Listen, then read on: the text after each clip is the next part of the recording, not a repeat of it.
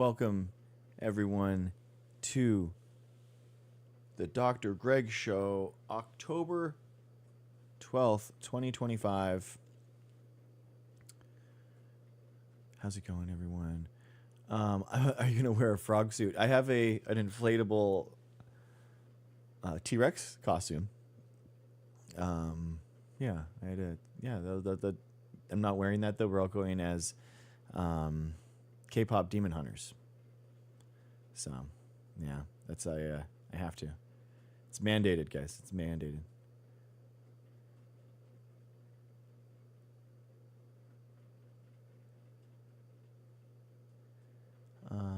If Trump was really about a strong economy, he would be all about legitimate public health. Yeah, Agnes, that's a good point. That is a good point. Yeah, I'm Abby or whatever that guy is. So I don't know. I've never. He has like the Hawaiian shirt.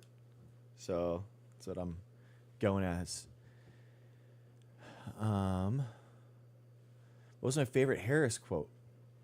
I don't know. That's a good question. Hey, Shadowcat. I don't really have a favorite Harris quote, actually. I don't know. That's a really good question. I just really liked her vibe, the vibe of the campaign. I thought that was really cool. I thought that it was a really cool campaign. Really, I was really excited for her. Yeah, it was. I thought it was frustrating that the Biden administration didn't take her seriously enough early enough in order to push her into leadership style roles that were publicly visible enough that the public could see that she was the leader that she is. And I thought that she was a great leader. I thought she would have been an amazing president. So, how long will it take to correct the damage Kennedy is doing? That's a good question. It could be. It matters. It matters. It really is matter. It matters how long and how thorough these cuts are. Some of them are being rolled back. Some of them are going through. So we would have to see, for probably a year or so, and then we'll have to see. But if it's a complete dissolution of the entire sector, kind of like what Reagan did, then we could be looking at something like 20, 30, 40 years maybe.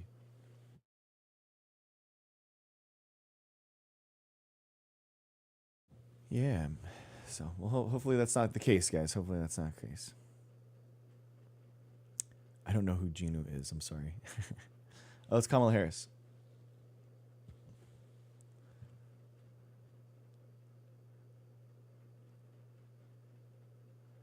A Kamala promoter? Yeah, why not? Yeah, I mean, I drove from San Diego to Nevada, Reno, Nevada, 10 hours to knock on 100 doors for her. So yeah, I canvassed for her. Me and all my kids went down there. It was good. It was a good time. I think. Yeah, I'm proud to have done that, and I would do it all again. I know it is weird, Sponge. It's weird how he's only gone up against the female candidates.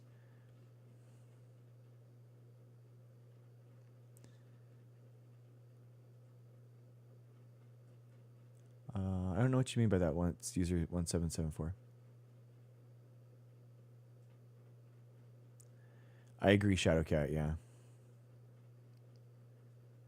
I know, Brad. Yeah, Reagan was kind of the weird point where a lot of things started changing. Where regulations started going back, taxes started getting completely changed. Everything, what kind of society really hasn't gotten back to anything like it was before that. Unfortunately, it's hard, guys. When you're burning down the house, it's a lot easier to burn it down than to build it back up again. And that's the problem that with reactionary style politics. It's easy. And on top of that, it's easy to make progress, and also like it's easy to have a position, right? You're just reactionary. Whatever they're doing is bad, so it's bad. Yeah, exactly. Just did it. Exactly.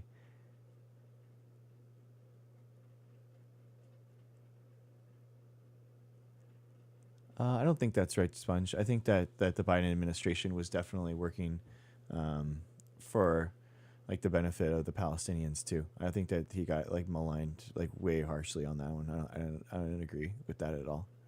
So yeah, he was working on a ceasefire deal, pushing not back on Netanyahu, and it was Trump that bent the knee entirely. So yeah, I don't agree.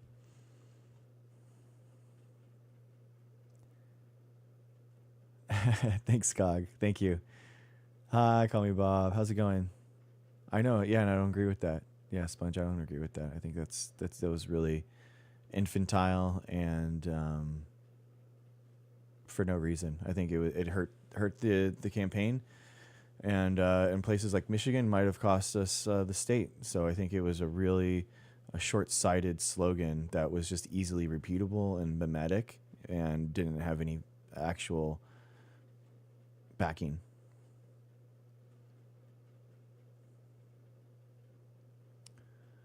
I agree, Agnes. I agree. We do have the student debt crisis. Hi, LT. How's it going? Welcome in. Sponge, I voted Jill Stein before in 2012. So I know I respect people that don't say that they're a member of the Democratic Party and want to like remain independent. Like I totally respect that.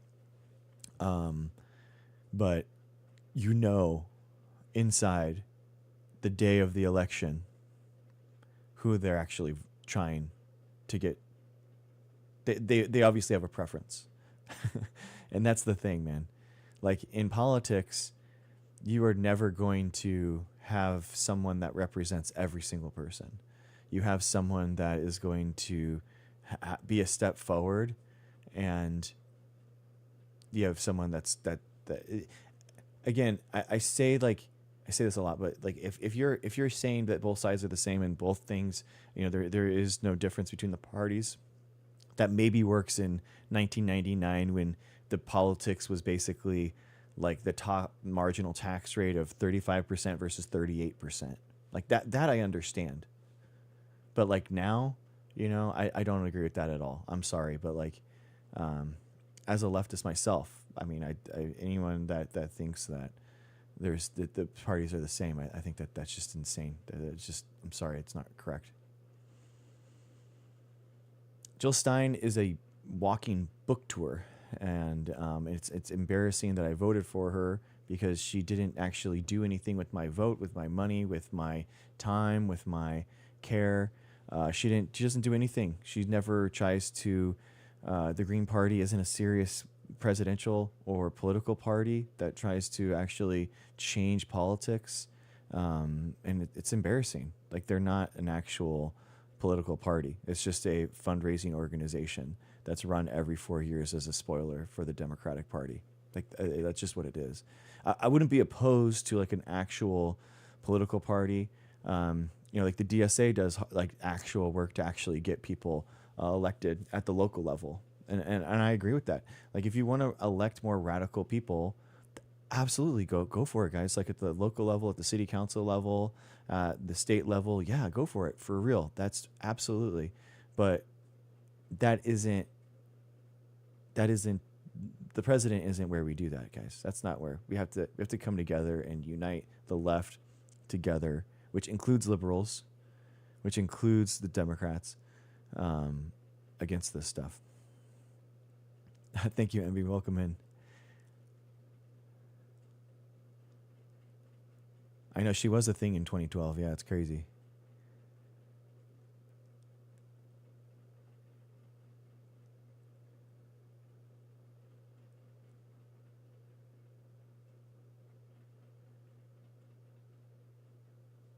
Yeah, I think that she's a distraction too. I agree with you. Wade, I agree with you.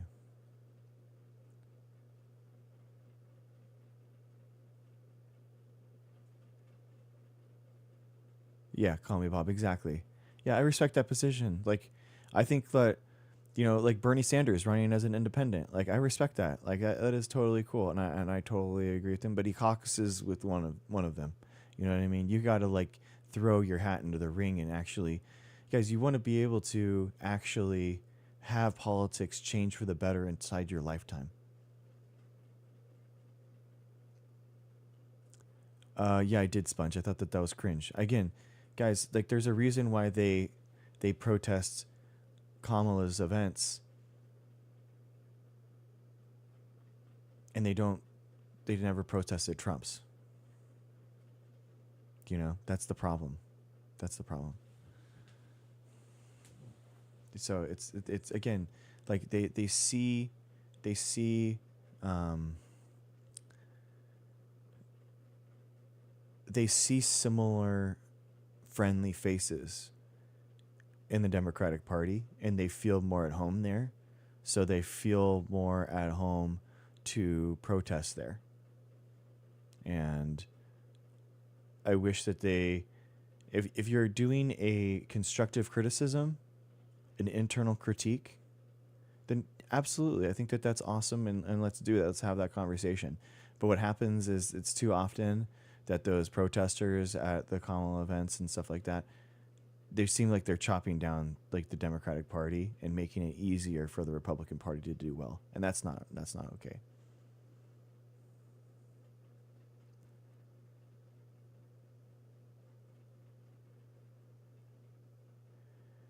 I don't think it's compromising clarinet. I don't think you have to compromise with them. You don't like compromise with people on the existence of you know trans people existing, for example. Like you the whole point is that you still fight for like what you believe in, but you fight for reality, and that's what that you. Hi, Ducray. Um, Hi, Caradwin. Um, you don't have to completely bend the knee on every issue in order to win elections. You have to fight for what you believe in, and that's the thing. That's what you have to do. Why do billionaires own the means of production, anyways? Because money is capital, and capital is money. And the concentration of wealth in a capitalist system is a natural byproduct of the system. I think that that's what people don't understand. Like well-regulated capitalism um, is kind of like a mirage, and the fact that it doesn't. You're always going to have monopolies forming. You're always going to have that wealth congregating at the top. That's actually one of the one of the benefits of it, and the fact that bad businesses are going to go under, right? And then you have more capital then and more workers to go to better companies. And those better companies are going to inherit more capital. And they're, hi, Kathleen. So that's why they own the means of production, because um, power and capital congregates that way. So it's more of like a when is it not in a capitalist system? I don't think it ever can and can't be. I don't think it ever hasn't, never won't. Yeah, sorry guys. I don't. I mean, it's. I mean, I really don't like to mod the chat as much. I mod as little as I can. Um, Ducray hates me, but I think the we have to let people in that disagree, and that's good. I like dissent. People don't have to believe what I believe in order to be here. I think it's good that people don't.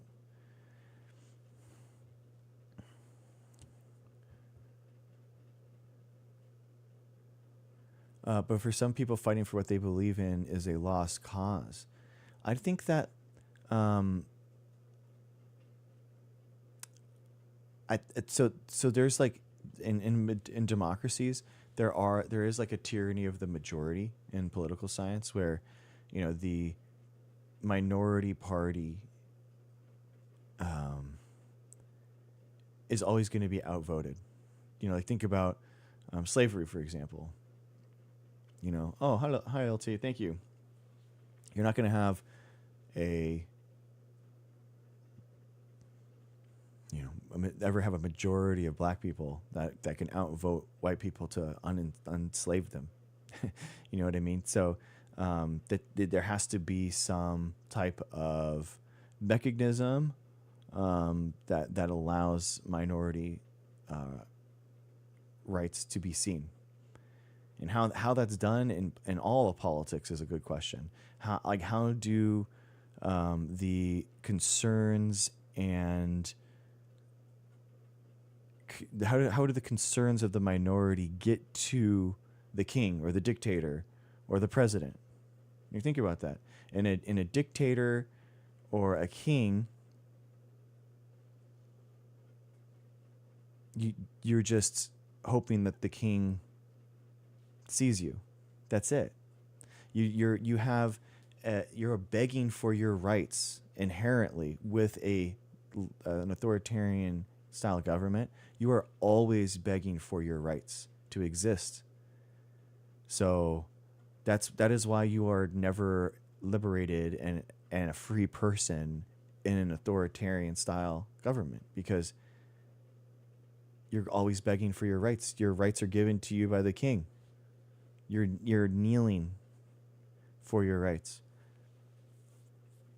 And if he doesn't see you and the king doesn't see you and doesn't care, then that's it. So the idea is in a democracy, those elections are that mechanism in which the plead and the problems of the minority are actually seen on a grand level. And that's the idea. So you have to make that case, and through social media, I think that that you can, and I don't think that we have really. There's going to be a revolution, I think, a political revolution in terms of how the internet and how social media is used in political organizing. I don't think we've seen anything. We haven't seen politics 2.0 yet. We haven't seen it. I think that there is something we saw kind of in 2008 with Obama. Obama was really the first campaign that politically organized with the internet to actually use it and utilize everyone in all these districts and everything like that. But we haven't seen a real political awakening on the internet translate to the real world. And it's going to be interesting. It's going to be interesting when that happens, because it's going to be a lot of people connecting together really easily, really quickly to make a lot of change really, really, really fast. Why do blue states keep bailing out red states? I mean, inherently, their economies are just bigger. I do think. I think if that, I even before the Inflation Reduction Act, and the infrastructure bill, 70% of those funds went to red states. I was calling for economic development in those states from the Democratic Party. I think that the problem is that the Democrats, when they passed it, every building that was built and every job that was made from those bills should have been a Biden job. Biden's face should be everywhere on that. That should have been the Democratic logo on everywhere, so that everyone knew that the Democratic Party gave them that job, gave them that economic development. I think that's what should have happened. And the problem is that it allowed Republican senators and Republican congressmen to take claim for it, and they claimed what it was. So it's that's the problem that we're having. Oh, cool, Cher. Okay, nice. Yeah, I mean, Biden did a lot, an incredible, most successful legislative president in our lifetimes. So, yeah, it's incredible. I haven't done a Nobel wrap up. I really want to, like, this week, kind of go through, and and go through and learn myself. So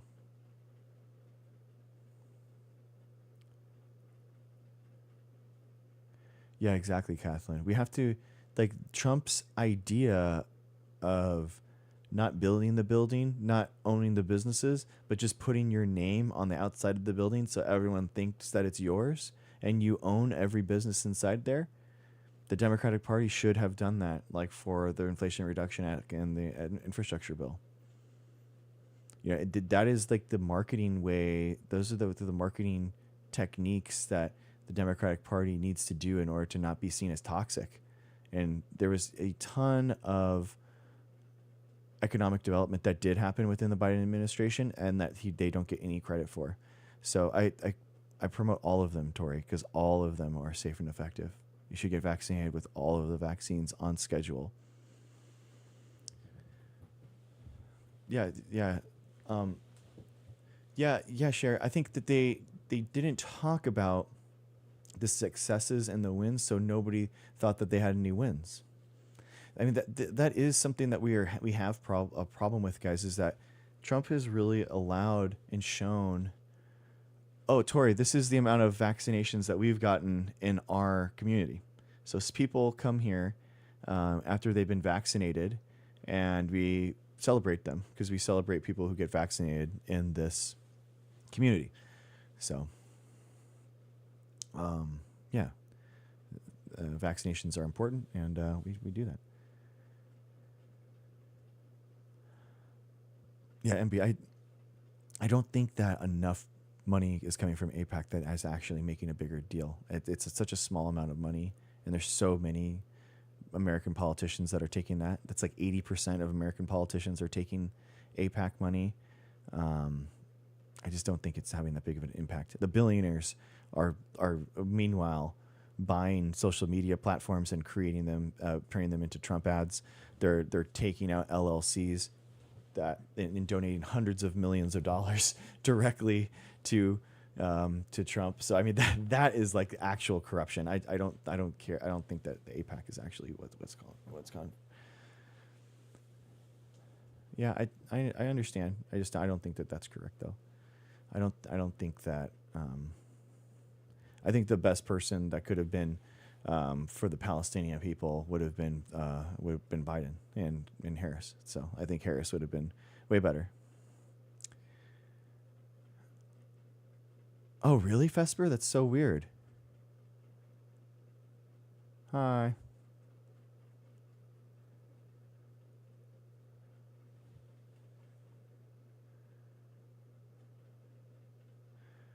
Yeah, months. I mean, one of the houses. I mean, the whole part was um, Harris's idea was to try to give people $25,000 for house down payments. I mean, like, I mean, I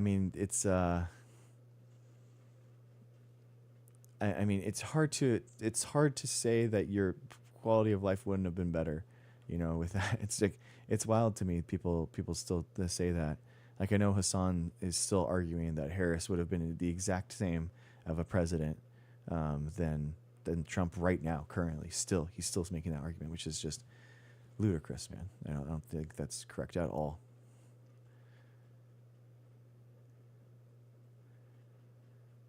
Yeah, so I mean, I think that they both support Israel because Israel is one of the amenable people in that region. Or at least they were.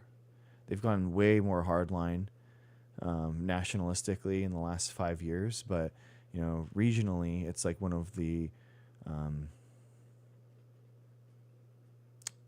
strategic partners that the United States has had.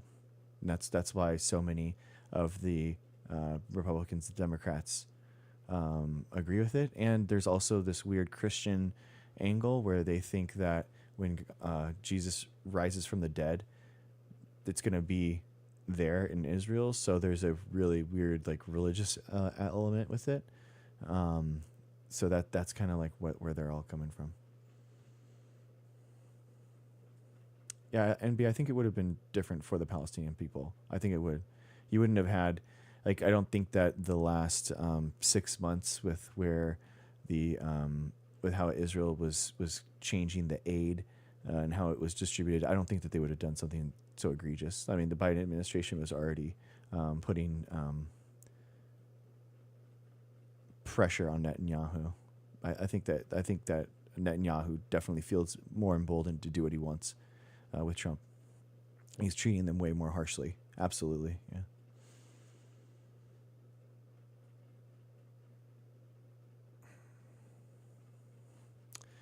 Yeah, sure, exactly. They want an ethnic cleansing to get them out of there for sure.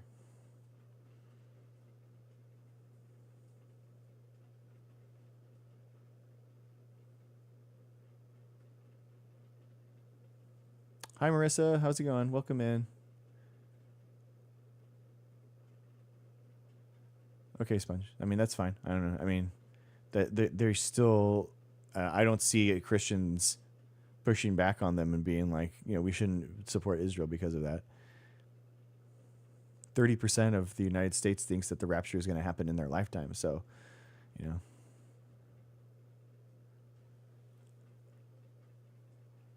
I know I agree. And be like, I don't think that we should give them like aid and money right now. I don't think I totally agree. Yeah, I just think that even if Biden had kept the aid or Harris would have kept the aid, there would have been some way that the Harris administration would have pushed back on Netanyahu doing what they were doing, and she was talking about it. She was literally talking about. I'd never seen a U.S. politician or presidential candidate talk in the way that that Harris did about Palestine. I mean, it was so. I mean, I thought she was very strong on it, genuinely. Oh, thank you, MB. Thank you.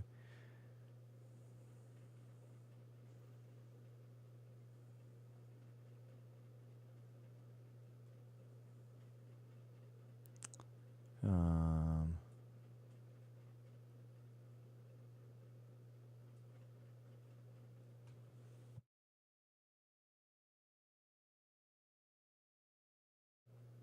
um,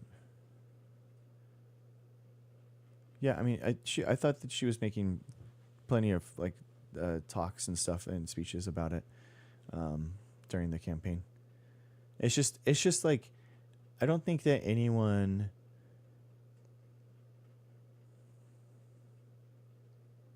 I don't think that like our politics and us as voters should be the pressure shouldn't be say word, say word, say what we bark like we want you to bark. And because what happens is that it's pushing a style of dogmatic politics that just makes people lie, and it creates insincere responses, and we want people and politicians to have nuanced complex ideas that like Obama was really good at this, where it's like you knew that Obama had actually thought about the thing that he was talking about, because when he would talked about something, he was using his own language, his own words. He was saying his own thoughts.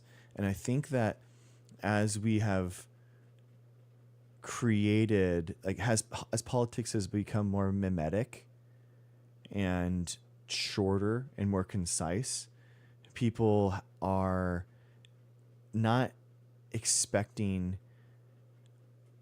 thought out policy positions much as they are saying say word, say word, say do this, say this. And I think that that's really I don't think that's good. I mean, people say come in here and try to do that to me, and it's like say this thing, and it's like, dude, I'm not going to I'm not even if I agree with you, that is just a weird way of asking someone. You wouldn't go up to someone in the street and say that, so it's just weird. It's a weird way of asking someone, and it's not very personable. It doesn't create like a nuanced, well-read policy position or idea. It's just say thing. And I think that we have to raise our discourse, guys. We have to raise our discourse as opposed to trying to bring it down constantly. And I feel like the social media does that too well, way too well. Exactly. You want exactly, Sher. You want politicians to be nuanced. You look at how Trump, how unnuanced he is, and how that means awful things for politics because of it. I agree, just me. I do think that Obama was our generational change agent, and we elected him too early, basically. Thank you for the gifts, everyone. He is an incredible political community organizer, and he was an awful executive. And what happened was they stymied his political organizing, stopped his executive functions as a president, and he was just absolutely floundering. And what he should have done at that moment was go back to what he was good at, which is political organizing, community organizing, the bully pulpit, and he should be out there. He should be out there conducting the strings of society, just like how Trump does, right? Trump is constantly making content out there. Even when he wasn't president, he was constantly in the news. Obama could do the same thing.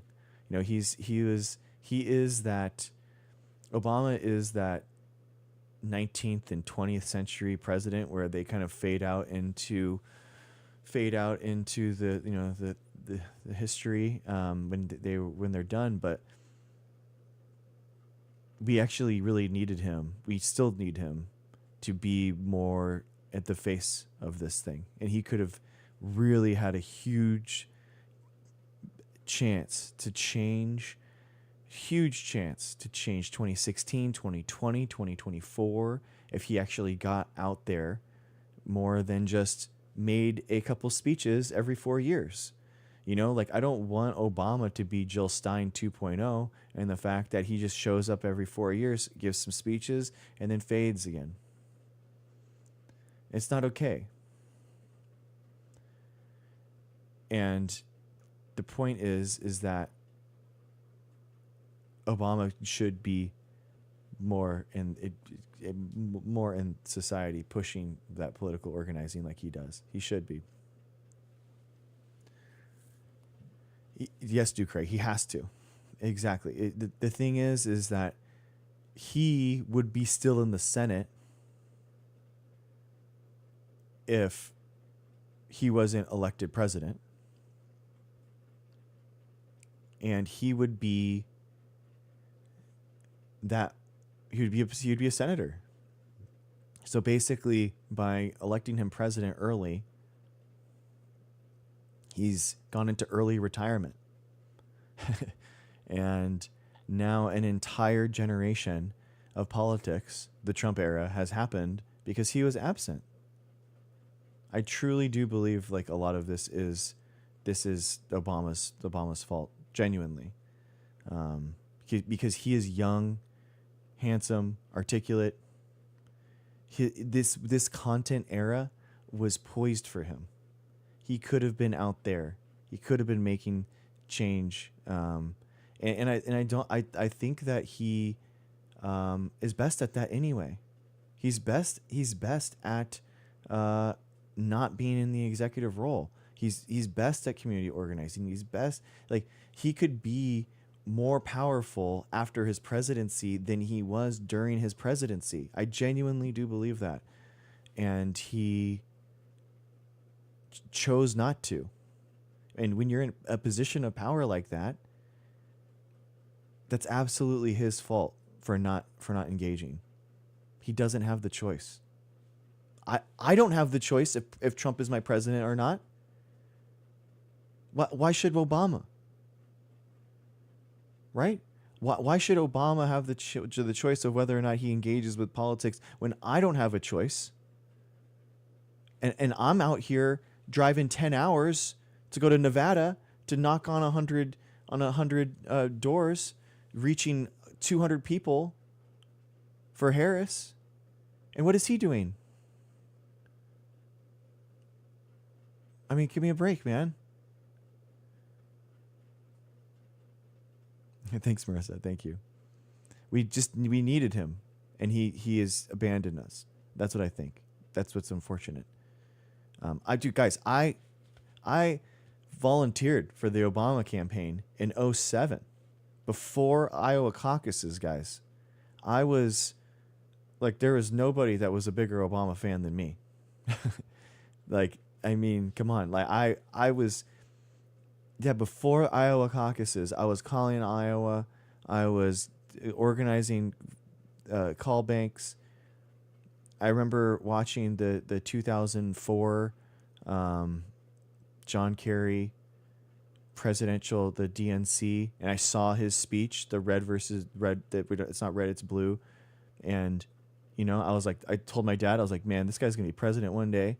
And when he started running, I was like, oh my gosh, this is it. This is my chance. This is my generation. This is our generational change moment. Like, this is what's actually going to happen. You know, and we did it, guys. We actually did it. We actually did have our generational change moment. You know, and but I think that too many people got disillusioned, including myself, that not enough change happened from getting him elected. It does seem so long ago. But we don't elect kings. And what happened is that Obama needed to harness instead of being so pluralistic in Obama in his politics, he really needed to harness some of the political revolution that Bernie talks about, where he needs to enable political change across the entire country. And this is what Bernie's talking about when he was talking about, while running for president, it's not about me electing me to president. Remember that? It's not me, it's us. I mean, think about this, guys. I don't think that it's talked about enough. As a president of the United States candidate, Bernie Sanders was saying, this election isn't about me. Exactly, Megan. It's about electing people across the entire nation, all getting into every single point of power and privilege and however you can, and getting all of that going forward. That's how you create the political revolution. It's not by electing one person. And that's where people fell short. That's where people fell short. And they thought that Obama in 2008 was going to be able to fix things. We don't elect kings in this country. And what happened was they got disillusioned, even though Obama did get voted in with 60 Democratic senators. But because of Joe Lieberman, we don't have the public option or any like an actual healthcare plan, which is just insanity. But the point is,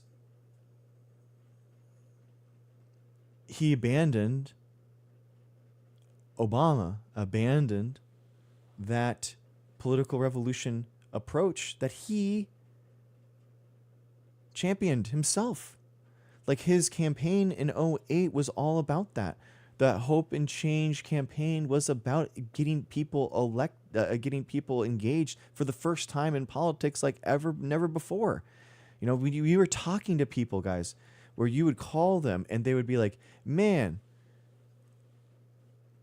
I never thought I would be like, seeing a candidate like this, not because he's black, but because he's young, he's hip, he knowledgeable. People felt like he actually knew what was going on. They were excited in a way that I've never seen anyone except for Harris's run. Like, genuinely, it was a crazy time. Yeah, Megan, it's hard to explain to people. It was like everyone was engaged into it,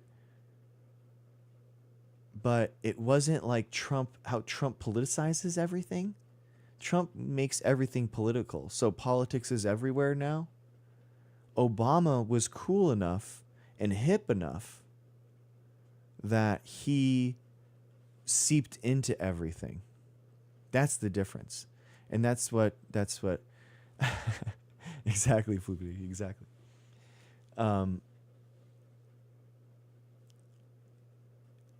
Obama, that's why Fox News hated him, because he was this celebrity. They thought, oh, the celebrity worship. You guys just love him because he's a celebrity. That was what it was all talking about, because everyone loved to talk about Obama back in 07, 08. But again, he floundered that. He was that change. He was that opportunity, and he squandered it. So now, I genuinely, I feel so, I'm so disillusioned with how he has handled everything. I feel like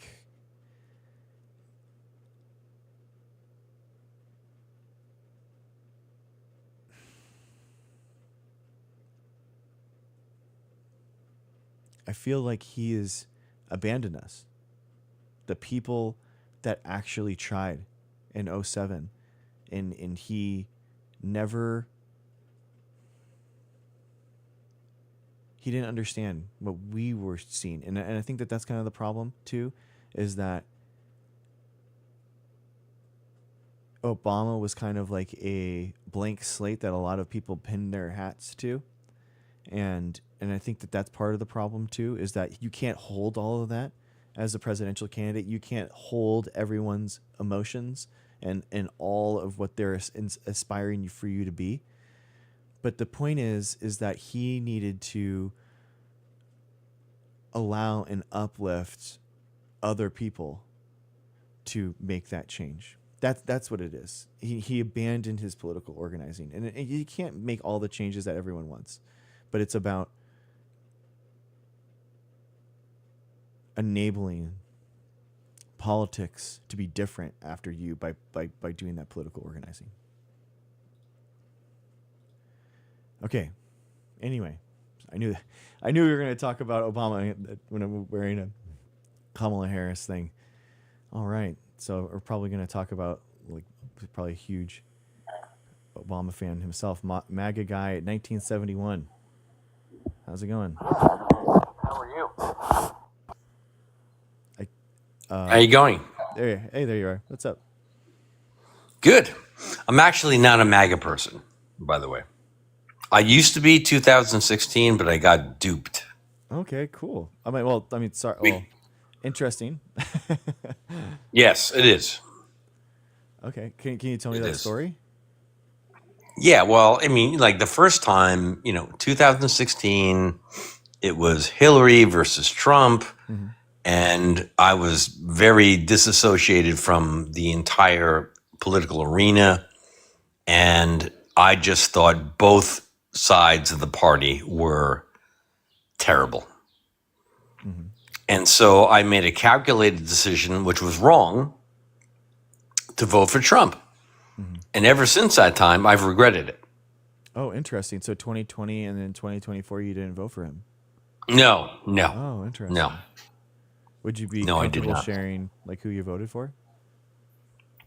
Yeah, sure. I voted for Biden in 2020, and same. Actually, I voted for Kamala in 2024. Okay. Wow. Yeah. Wow. Yeah. I just haven't, like a lot of people get on me because like, why don't you change your name? And I'm like, well, I'm lazy. I got other things to do, Sure. you know. But no, like Trump has been a cataclysmic, disaster of all time. Wow. 100%. Okay, man. Wow. Yeah, I totally agree. Yeah, especially on things like immigration. Okay, we'll give him a little kudos for shutting down the border, but when it comes to foreign wars, this guy is not doing it. Like, let's see what happens with Israel. I don't know yet. Yeah. Or domestic wars. He's Oh, that's even worse. That's even crazy, worse. man. Like, He's throwing that citizens in jail now. no, It's crazy. exactly, because the Republicans at the time in 2016, they were complaining about all of the riots that were happening, around the country, and what we have now is a situation where riots are being induced because of police placement that doesn't need to be there, like Seattle. Exactly. It's inciting violence when they do that. So that's just my opinion on that. Exactly. I mean, I've never seen.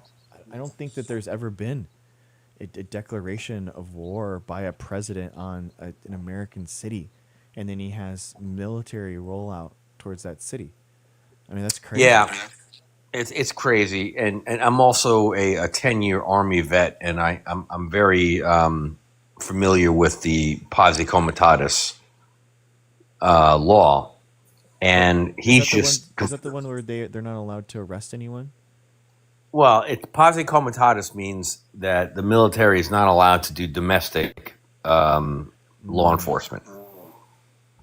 That's what that means, and he hasn't done it yet, but I tell you what, like I'm 54 years old. I remember Kent State University, yeah, man. you know, and that's what happens when you put those kind of troops in that area. Like if you stage, a battalion or a platoon of active military or National Guard Hmm. on a campus or in a town and give them live rounds, they're going to use them. I mean, Trump said in the D.C. protests like that he wanted them to be shot from the knee down. That's what he thought that how Well, yeah, rioters of should be dealt course. with. Like that he I wanted mean, and them to and put that's themselves what they down. that's exactly what they said at Kent State. But guess what? There were 3 people killed, actually 4, Hmm. in Ohio, Kent State. There's a whole song made about it. 4 kids in Ohio. You can't control that kind of stuff Yeah, because you're talking about 18-year-olds with weapons. exactly. And they You feel know, like and just listen to the police. The police are scared for their lives because anyone could have a gun. So now that's why they open fire so quickly and easily. So it's like I just imagine one of these people in self defense in their eyes and opening, taking a shot, and well, there's just no going that's back. exactly what I'm saying. Yeah. This is a situation where the United States military, in this case, be the National Guard. Yeah. We're not talking active military. They're overseas and doing all that stuff. But when you send Texas National Guard to Illinois, Yeah. Exactly. Yeah. I mean, when you do that, you're automatically giving them incentive to do something bad. Hmm.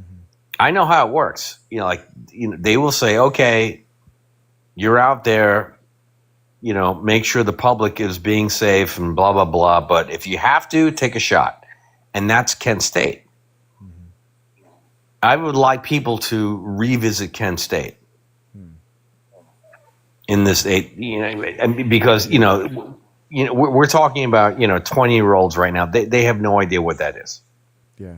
I'm gonna put that down. You know, Like I have a list of topics I want to go over, and I think that that's a really good idea. I'm gonna put That that down. that's something you should put down because, matter of fact, there's if you go on YouTube, there's an entire TV series on Kent State back in the '80s that I watched, Hmm. and so it's really available. And send that to your followers because this is what we're talking about, man. Yeah, yeah, for real. You know, it really is. It's so horrific, and I'm just being an Army veteran myself and having 10 years in the military, and I'm 54 years old. Hmm. Like like past this prologue, it's going to happen again. Yeah. If we don't do something about this, I don't know what we're going to do. I would be a lot less chill than these guys. That I honestly the costumes, the inflatable costumes, is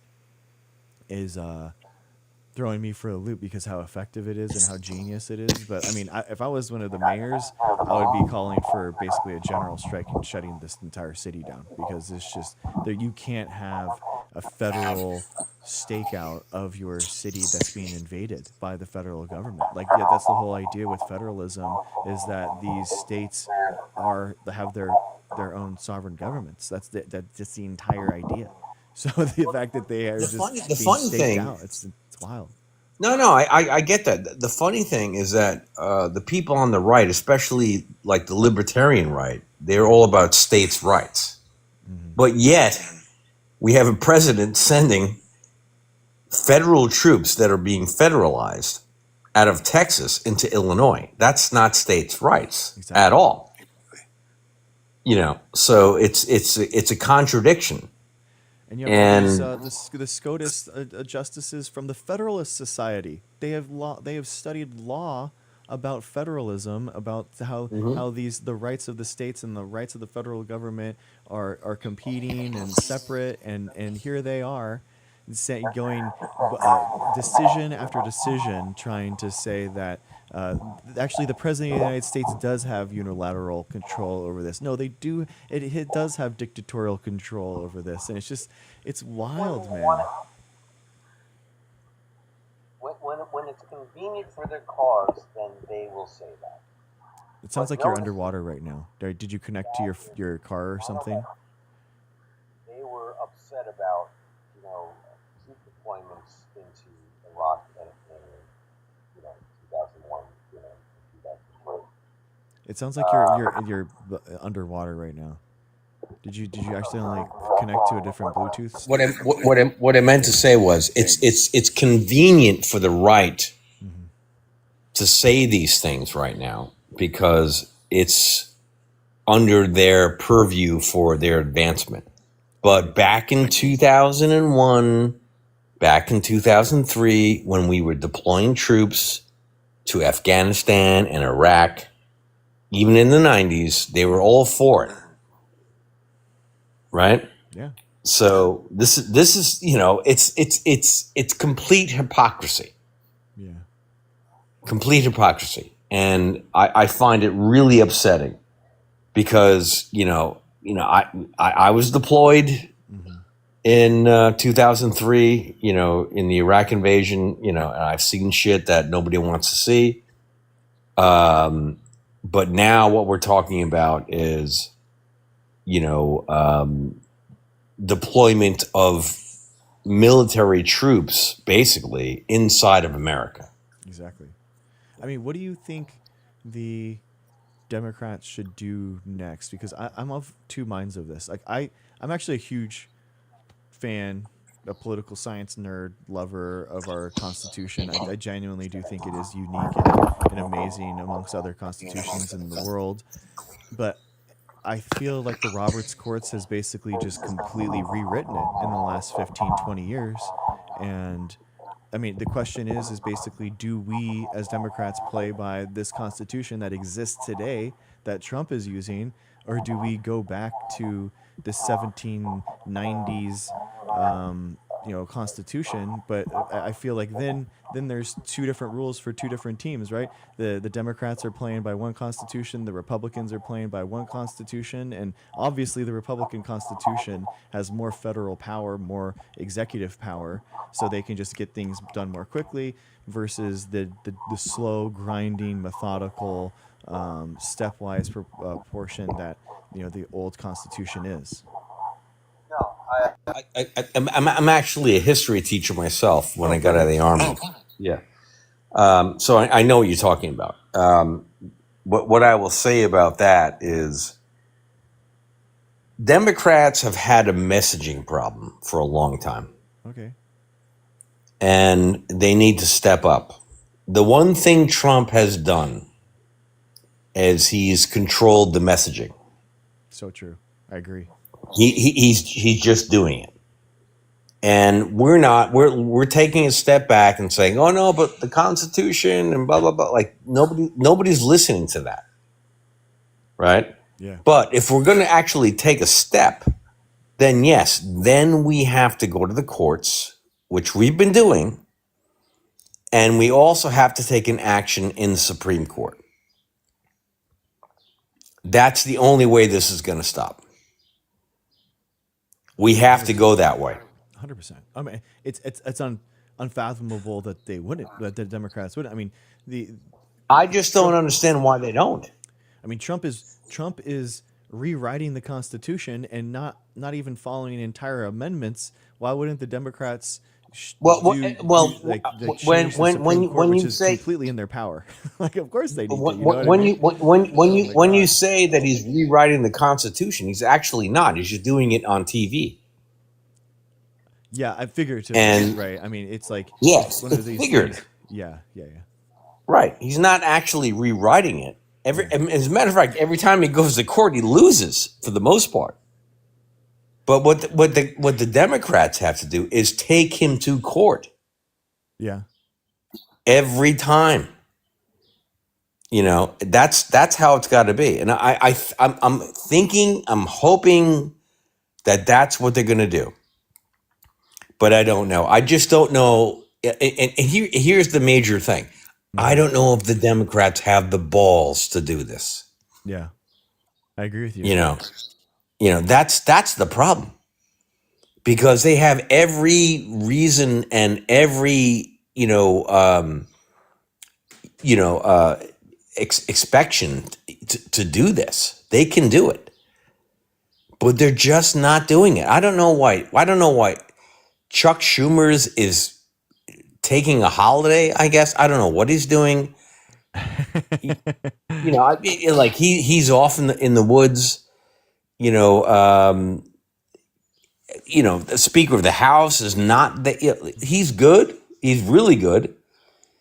But he's not doing what I'm talking about. Like, they should take this shit to court.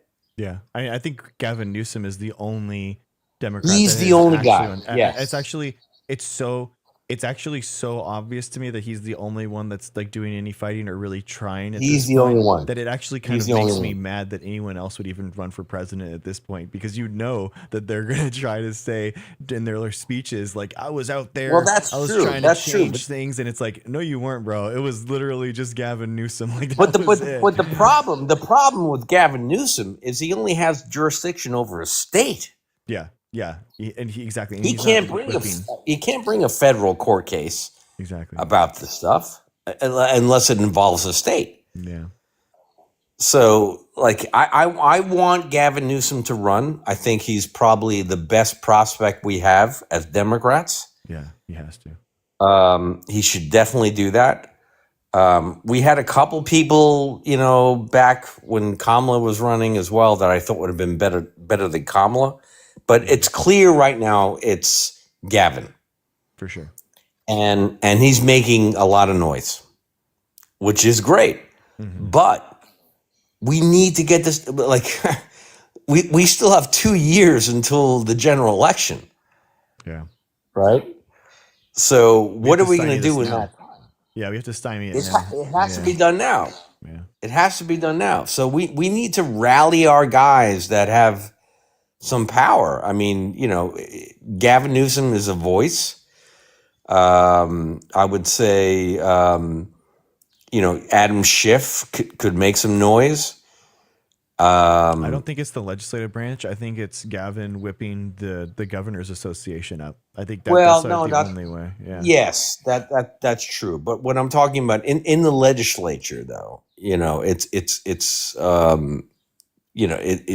Adam Schiff right now, and I think he's kind of obfuscating his role right now because he's not making a lot of noise. The only reason why people are talking to him right now is because Trump is going to indict him. Yeah. Yeah, exactly. I Yeah. mean, the problem is that like legislatively, the only mechanism that the Democrats would have if they win back the House is subpoena power, but they don't care. They don't care about subpoena. So already they ignored subpoenas from Trump one. So why would they care about him now? So that they obviously don't care. They don't Well, care about being yeah, that's impeached. that's Like that's true. there's really there's no way. No, that's true. But we need to think about subpoenaing other people because we attempted to impeach this guy twice. It didn't work. I think that honestly he should be again. I don't care if it's just for show or if it doesn't lead to his removal. Like you have to show that this is not okay and have the history show that this is what's happening and it's egregious and there's a hundred things that he could be impeached for. Unfortunately, with the last two impeachments, another impeachment would just look like a showboaty. Like it wouldn't even make a difference. But you have to. Okay, here we go. Okay, this is not okay. You know what I mean? It's like, oh, another murder charge. Well, it's like, yeah, well, yeah, you got another murder charge, dude. This, yeah. You know what I mean? It's like you really did do something bad. If you don't, no. Look, I agree with that. I agree with that. What I'm saying is that another impeachment charge is not going to work.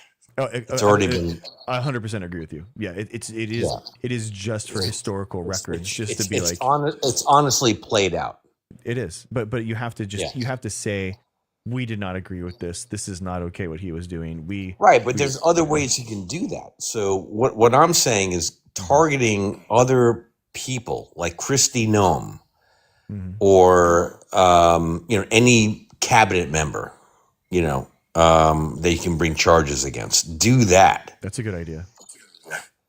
Let's be very specific here, like a scalpel. I totally agree. I think that it's one of the reasons why I don't think that Democrats should be talking about. Basically Trump is going after going after Trump is over now.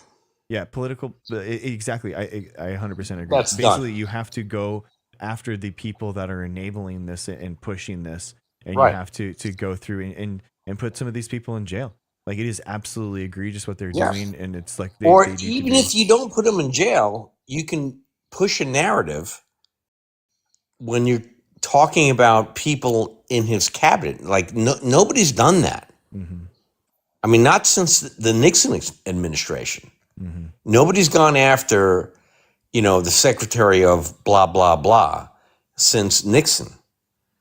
Yeah. So if you do that brings up a whole new can of worms. Yeah, RFK is. It really does. I do think like. Oh yeah, he's got to go. Yeah. Yeah, I totally agree. Like use the power of the subpoena, like to just weigh them down. I mean, I do think that you would have the. Obviously Trump in their ear saying you can just ignore. I mean, look what Trump is trying to do today. He's trying to indict John Bolton. yeah, it's so crazy, man. He's not even in power. Yeah. So here's the thing. They've recognized the strategy. Mm-hmm. But we have not. And we need to. I agree with you, man. Because it's the way to go. I mean, I hate this kind of lawfare or whatever you want to call it. But unfortunately, that's where we are. And, the thing is, Donald Trump is going to be 80, in 6 months, and he's not going to be able to run again. Mm-hmm. So he might try. Like I know there are a lot of people out there saying, "Oh no, he's going to run again. Watch him do it." Medically, you're saying No, he's not. Yeah, I agree with you. I just don't see it. I think the magic cheeseburger is going to take him out, which is fine by me. Exactly. I think Ducrave has the right point. I would much rather it be lawfare than civil war. Violent civil war. Yeah, exactly. That is what the strength of our judicial system, right? That's the whole point. And that the idea It that is. that's what's happening, and all these guys are coming after baseless lawsuits is the name of the game that Trump has always played. So the idea that again, the hypocrisy of the right is a superpower that they have because they are capable of having both positions at the same time. So why would you not, right? Why would you not have both positions? Because they can. And Democrats should just say that it's not okay for you to go after us for no good reason, but we're going to go after you guys because you guys completely are destroying the Constitution. So I think you can hold both positions at the same time. And we have to look at what Trump is doing with his opponents right now. He's gone after Bolton. He's going after Bolton. Mm-hmm. He's going after all his other political opponents who are not in office right now. Mm-hmm. So if that's the standard, guess what? The pendulum swings both ways. Yeah. Play stupid games, win stupid prizes. I agree. I mean, do you think that there should be like after Nixon, there was like a bunch of regulations on executive power? I mean, do you think that should be something that you go with, or only after kind of like this justice has been served against Trump, or like what would you think about stuff like that? I'm happy with regulations for executive power because I'm not a someone that thinks there should be a king or a queen. So yes, I do think there should be some executive power, regulations that stop them from doing that. Absolutely. Yeah, I agree with you. Like unitary executive theory is always really weird for me. The idea that you just have all the power is with the executive actually, and it's just that's the way it was supposed to be in our Constitution. I just what? If you think about it, like I live in New Zealand myself. But if you lived in the UK, the Queen or the King now doesn't have any actual power over the government. Like nothing. It's technically a monarchy, but it's really not because the parliament is what decides, policy and power. So same thing in here in New Zealand. Like, we are technically under the monarchy of the United Kingdom, but they have nothing to do with our parliament. Like when they pass laws, they don't, hey, King, can we pass this or not? He just signs off. Yeah, I do wonder about some of that stuff. I mean, they are monarchs at the end of the day. I do wonder if they would just be like, okay, Parliament is voted for me to be gone and the monarch to be dissolved. Okay, that I'll just like I said, that's the UK and that's the UK and New Zealand. I'm not talking about any other monarchy anywhere else. Yeah, it is weird. I've looked into, especially because the Scandinavian countries are seen as like this bastion of democracy or whatever, and they're also monarchs. So I'm kind of like anti-authoritarian myself. So I've read their constitutions, and they do say that the monarch does have the power to like dissolve parliament if it needs to and stuff like that. Like weird clauses that is exactly how it works. But the thing is, if the monarch decides to do that, mm-hmm. it's at the behest of the parliament. Like, so in other words, like if they have a situation where they can't decide what party is going to decide parliament, Mm-hmm. or they want an election, they technically dissolve the parliament. Yeah. But that's not saying that they're telling them who should rule. So what Mm. happens when they do that, it gets dissolved, and then it goes back to the voters.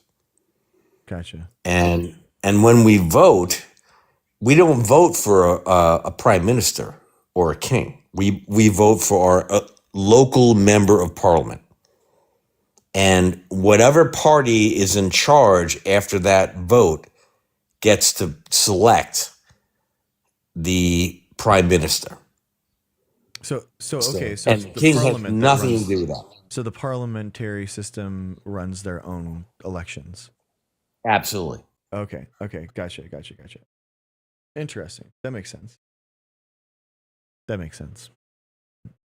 Because in the United States, it's separate. So the federal government does not run their own elections. So that makes sense. That's cool. You're tabbed out. I can't hear you, but you can hear me.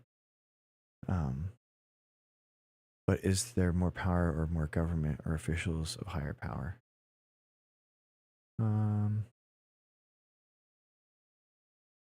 Or do you think if the people in the United States stand together? Oh, you lost him.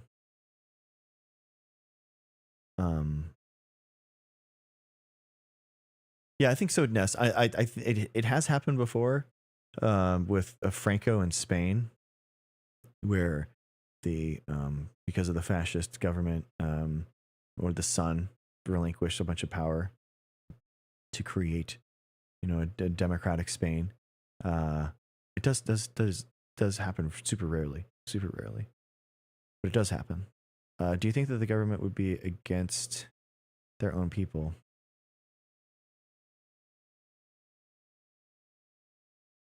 It's sometimes, yeah, like the military.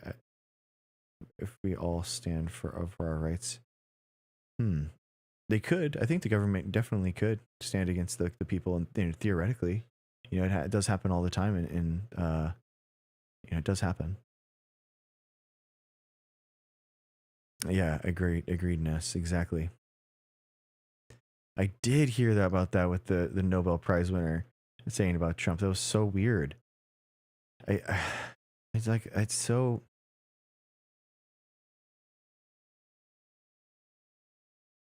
I'm so exacerbated. Like the rise of authoritarian right wing governments all across the world, and it's like just even the Nobel Prize Committee can't catch a break, man. They just God, man.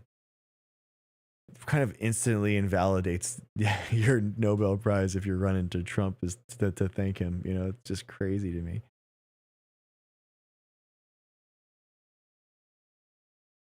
Marissa, the framers talked about the judiciary being the major stopgap of authoritarianism. So, Marissa, I, in theory, agree with you. The Roberts courts does not. So they said that a district court does not have the judicial capability to stop the president, because this was the natural born citizens case that just went through, and they ruled that district courts do not have the power over the president to stop him. And Sotomayor even said in her dissent that basically what you're doing is you're allowing the president to decide which amendments are going to be enforced. And she said in her dissent even that you could have a president come in that just doesn't agree with the Second Amendment and goes town by town collecting all the guns, and if anyone doesn't relinquish their guns, they're illegal, that kind of thing. And there'd be no way a court could stop it. Trump has really shown the fatal flaw in the U.S. Constitution, guys. I genuinely, like, if we are to exist as a country in the future, I do think that there has to be a constitutional amendment to give the Justice Department the power inside of the judicial branch, not inside of the executive. It's just you can't have the executive branch being the one that actually enforces the laws. I don't think it just doesn't make any sense. You have to allow that to be done in the put the Justice Department inside the judicial system. So come and get them. They will, Lori, and you will end your life just like Lori Bobbitt did at January 6th when she died. Like, I mean, that's just what's going to happen if that happened. Like, you're not going to win against someone like that. And if that's scary to you, and if you actually don't want that to happen, and you're scared of an ever encroaching federal government that is coming for your rights, welcome to Trump 2025. Like, welcome to him jailing and putting citizens and deporting citizens into concentration camps. So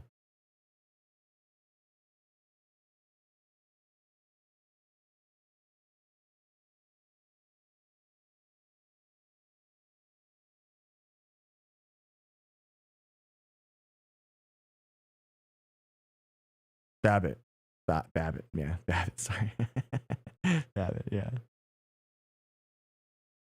Lori, they could, yeah. That's what Trump is arguing. Yeah. So that Trump himself is creating that power within the executive branch. And if you don't like that, then you should be against it. You should be against what Trump is doing right now.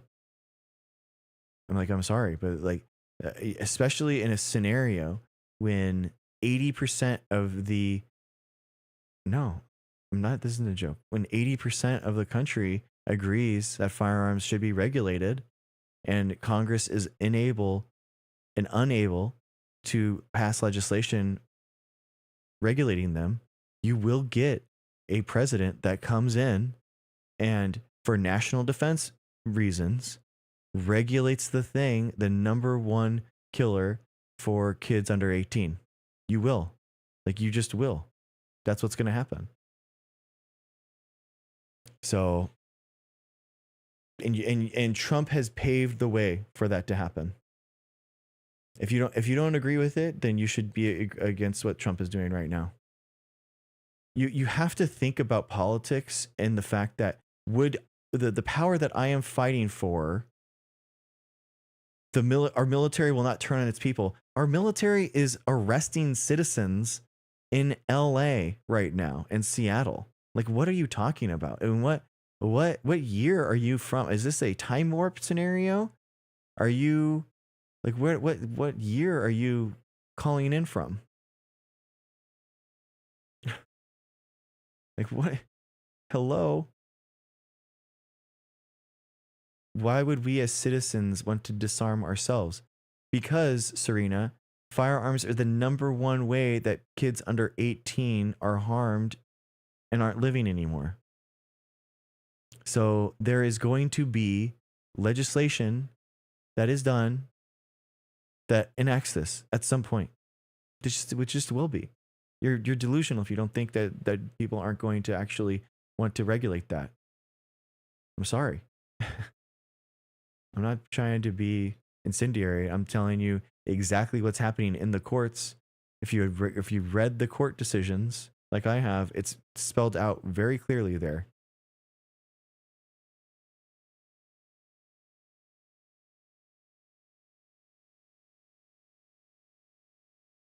Exactly, Star Sugar. Yes. Star Sugar, yes. Trump is creating a way that the president of the United States has unilateral decision making on what amendments are valid.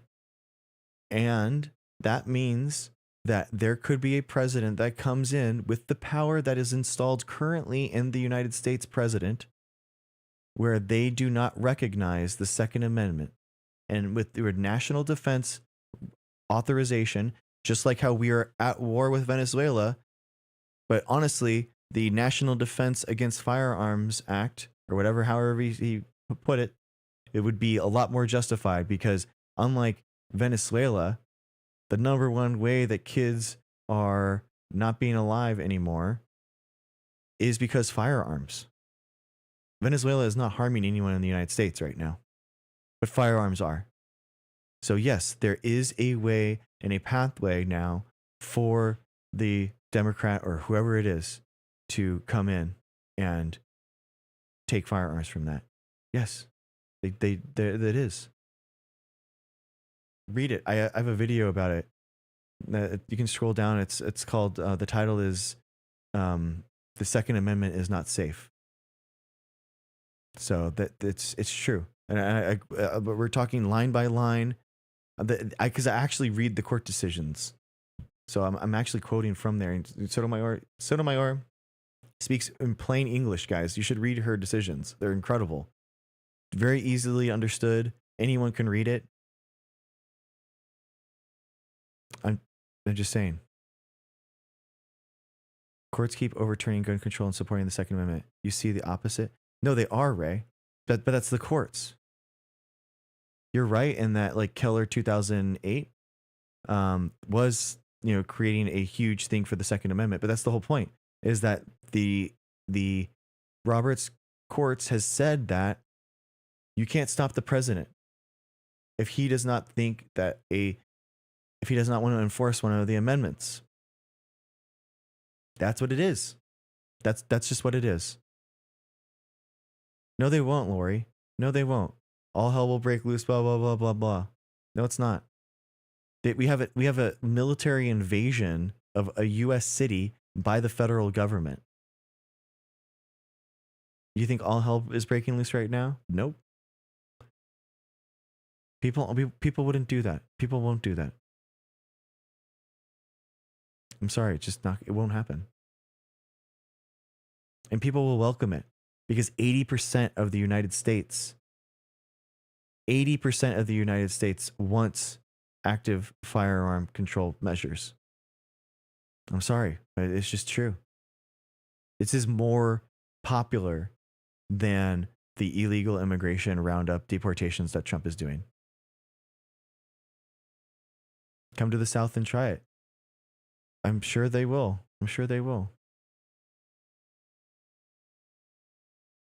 Yeah. So exactly. So you guys see, this is the thing. This is how I know that you're not serious. This is how I know that you're not serious people. Your response to that isn't, you know what? That's a good point. Trump shouldn't be doing that. Trump, shouldn't be, pushing that button and giving the president that power. Your response is, try it. Yeah, go for it. Like you're not serious about this. You're not understanding what I'm talking about. You're not a serious person.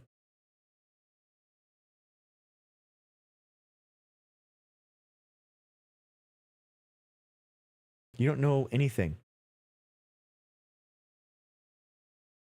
You don't even know the power of the executive branch right now. You don't even understand what the president of the United States is capable of doing.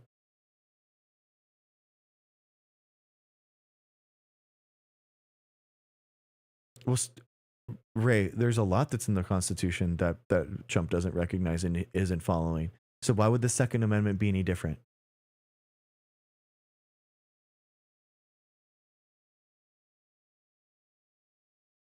Oh, you think that the Second Amendment is so important, but he can disallow the First Amendment, the Third Amendment, the Fifth Amendment, the 13th Amendment? You think that the Second Amendment is so precious that people are really going to care about that? No, you're out to lunch, dude. The majority of guns in this country are owned by a very small amount of people. So they will be very easily to take away if a president ever chooses to do that. It's just true.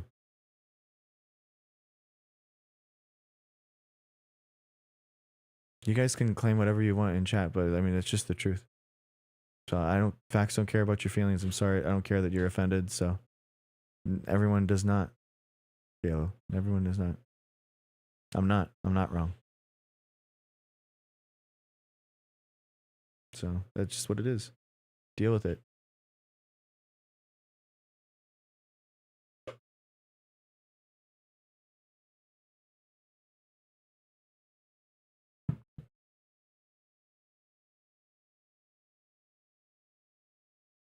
Oh, really, Michael? Oh, that's good. Good, man. Good.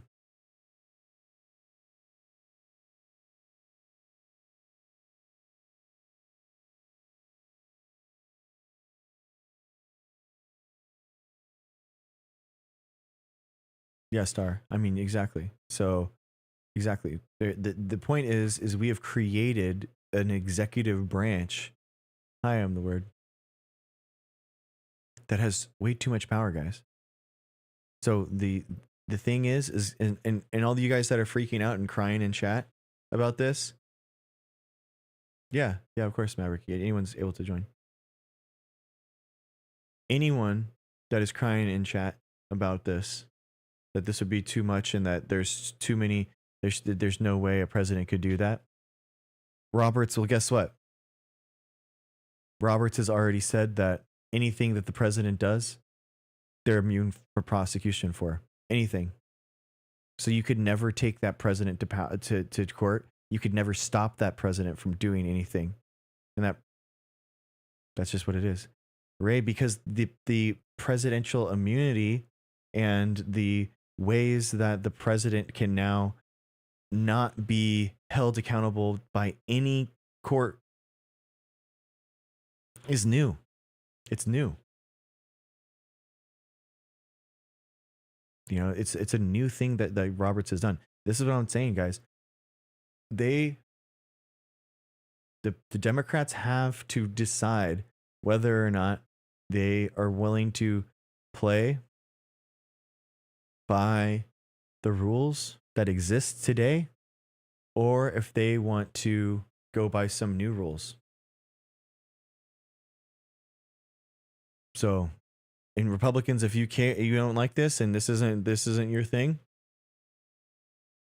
you better be pushing back right now. You better be pushing back right now because this is the I'm telling you, I'm outlining what is legal for the president right now to do. I'm not making up anything new. This is the power that Trump holds right now. This isn't a I'm not thinking this up. I'm not imagining this. This is what's going on right now, guys. I totally agree, Maverick. I totally agree.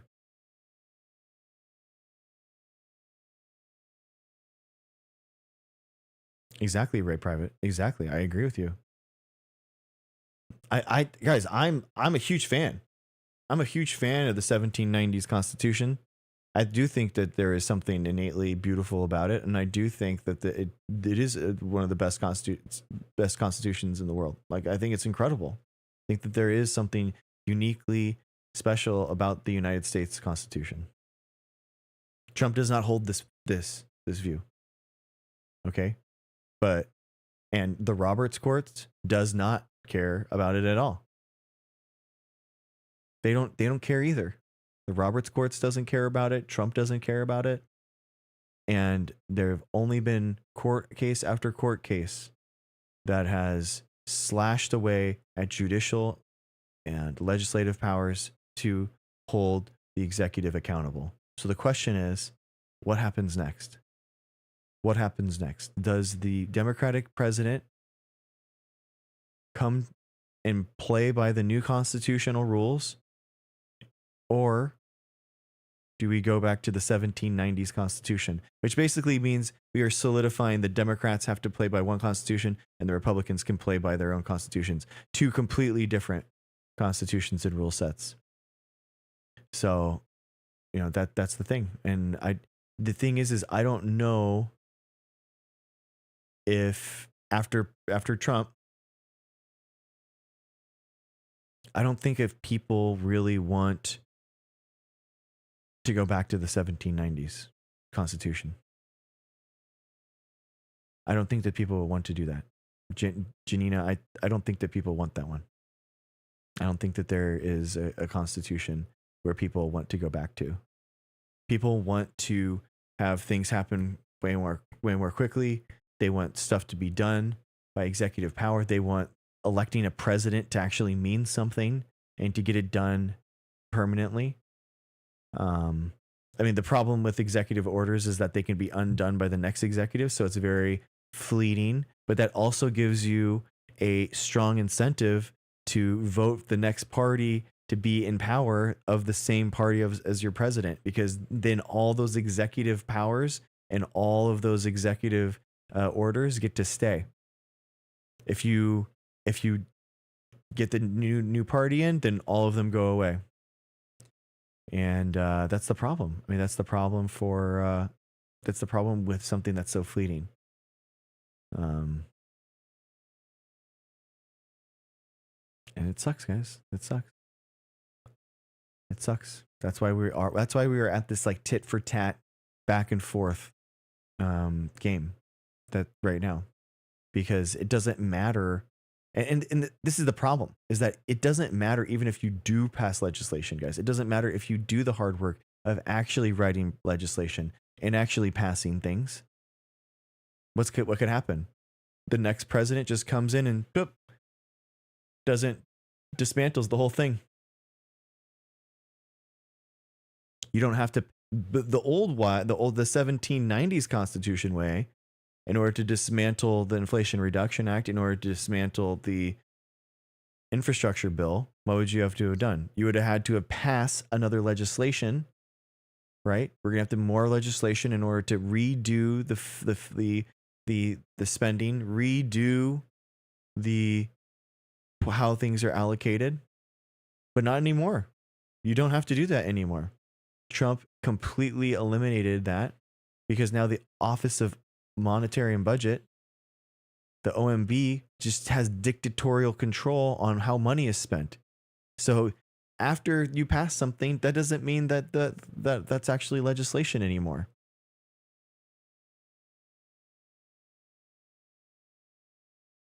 So why would anyone pass legislation, guys? Why?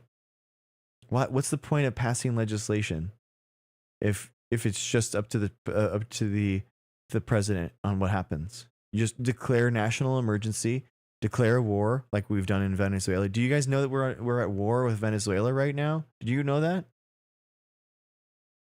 You know that, guys? We're actually at war with Venezuela right now. Doesn't feel like it, but we are. And that's the reason why he's allowed to do this stuff.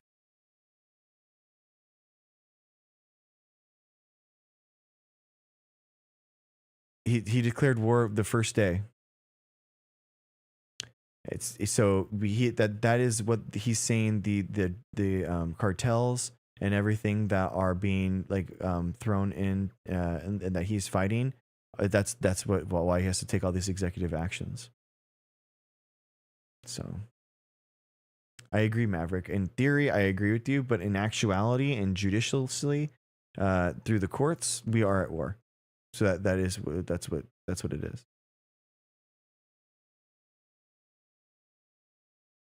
Exactly. 4667. Yeah. So that's the problem. So I mean, that's the again, guys. It's a what? Cool, Charlie. That's fine.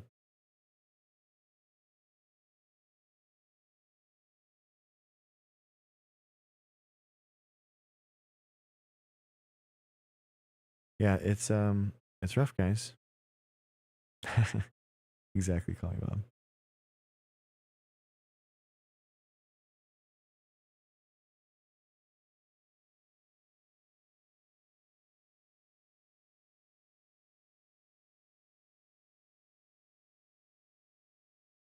Yeah, we're not actually. So war has to be declared by Congress. So, yeah, we have to declare war officially through. So we haven't actually been declared for a war since Vietnam. No, there's a World War II. I think even Vietnam wasn't even an official war. I think it was actually World War II. So that's a declaration by Congress. It's very specific. But have we been in military engagements? So we fought wars? Yeah, a lot of them. So that's the problem. So, but the executive order that he signed gave him.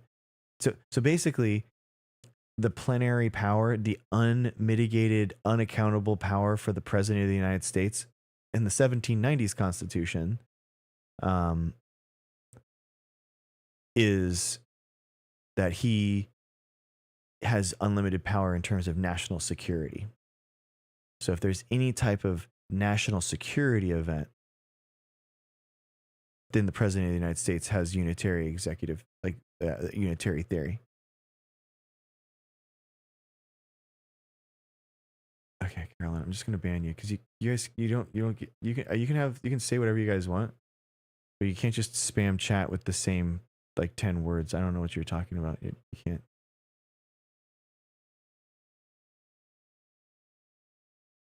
So that's the problem that we're having, man. But we should. I mean, I think that it should be way harder for us to declare war, and that these type of games that they're playing is insanity. But again, guys, do we play by? Are there two constitutions? Is there one constitution for Democrats and one constitution for the Republicans? Or are we just going to play by both of them? I mean, that's the biggest question. Oh, thank you, Envy. Thank you. All right, guys, real quick, do this stuff.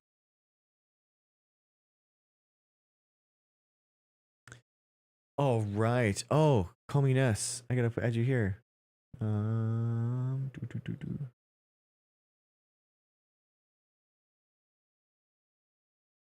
do, do. Do. Thank you guys to all the super fans. I appreciate you so much. Thank you to the Patreons.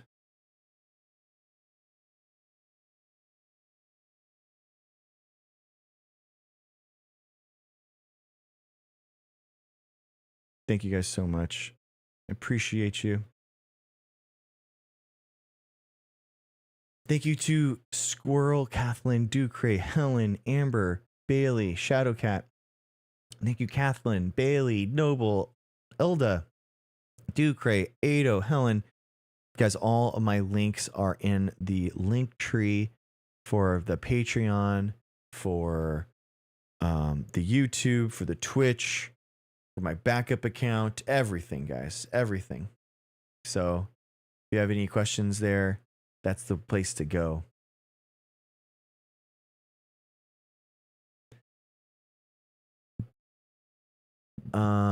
It is Wade Wada. I do not.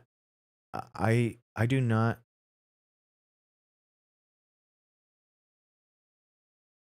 I saw you. I saw that, Ness. Thank you so much. I gave you permissions. You should have permissions to the sub portion of the Discord too. The special sub channel that only subscribers and Patreon. If you're a super chat or if you're a subscriber, you can get that.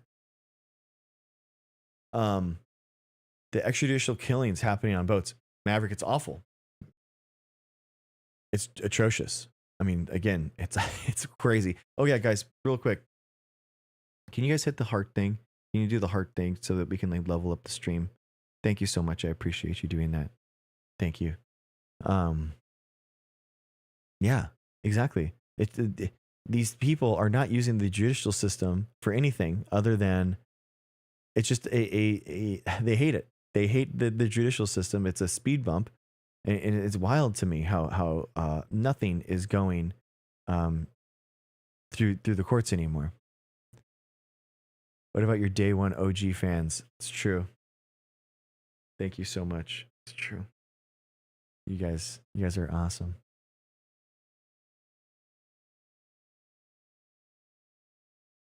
Oh, thank you.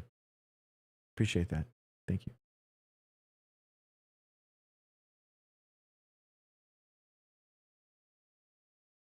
Thank you. Yes. All right. Boom. Thank you for that. Appreciate you. Thank you, Emmy. Yeah. That is cool. Follow Attorney DI. Okay, cool. I will do Cray. That's cool.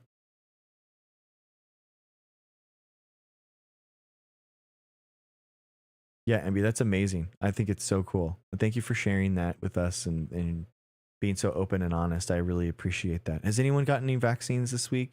Anyone? D. Okay, cool. D.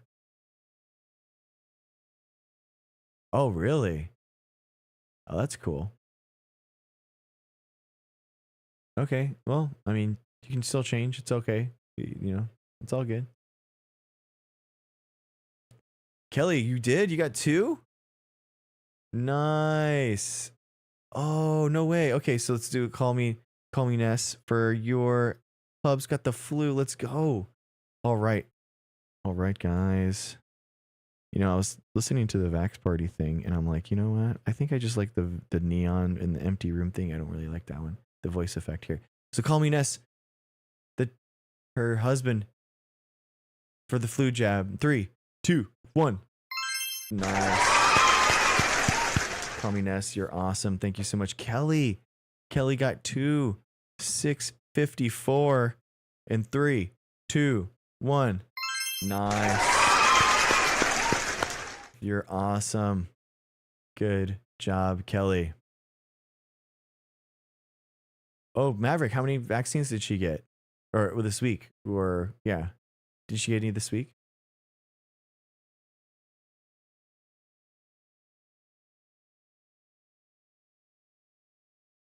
Okay. I mean, there's still times to change. You don't have to, you know, it's all good. Oh, she got 3 this week. Maverick, your daughter.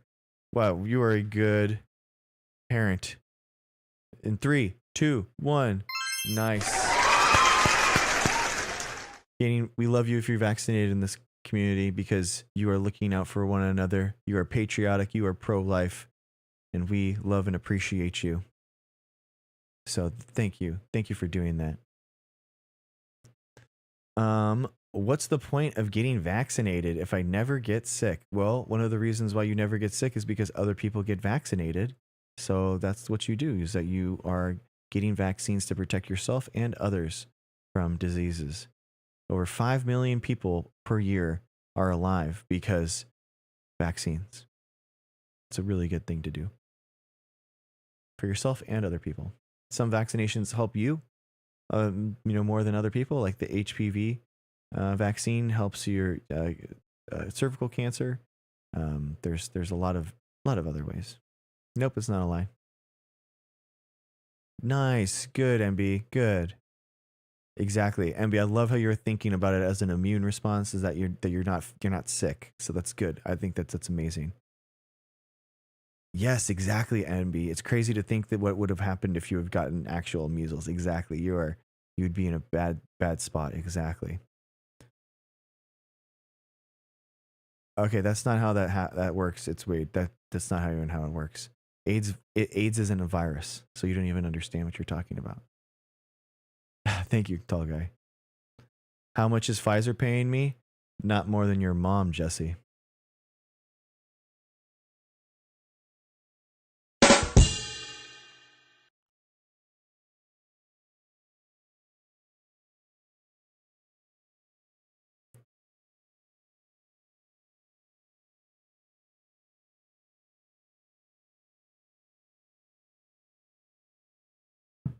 Every time. Every time. Yeah. Oh. Didn't you like just do that one? Are you gonna are you just copy and pasting? Yeah, AIDS isn't the virus. You don't even understand virology, bro. You don't even understand what you're talking about. I know, Maverick. I don't even do this for a living, bro. I can't. I have 4 kids. I live in San Diego, bro. I think I can live off of $2.68 for 2 hours of work. You know what I mean? It's like, so yeah, dude. This is just like a passion project, you know. Yes, she is, Katina. Yes, she is. She's pro-vaccine. Yes, she is. I do have 4 kids.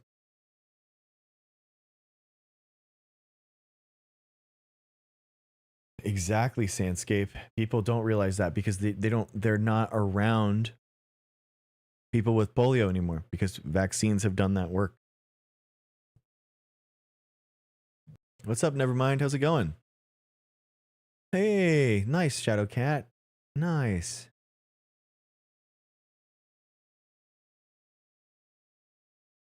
Andrea, yeah, I mean, you can get immune reactions that's not you getting sick. So, you know, it's safe. It's very safe to get safe and effective to get vaccines. You should still get them. I've never heard of Delta 32. Bro, I'm literally I do genetics and molecular biology for my job. So like the idea that you're trying to get me into some Delta 32 mutation.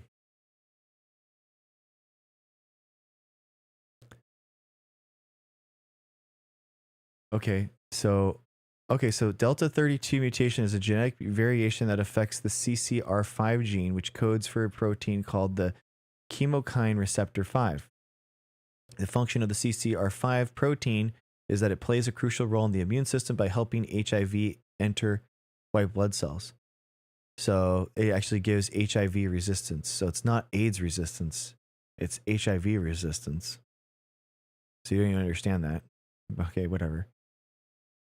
But it doesn't protect you against all viruses, bro. It's just that particular way, that handle that the HIV uses to get into your cells. It doesn't protect you against all viruses. So you still have to get vaccinated. Oh my gosh. Man.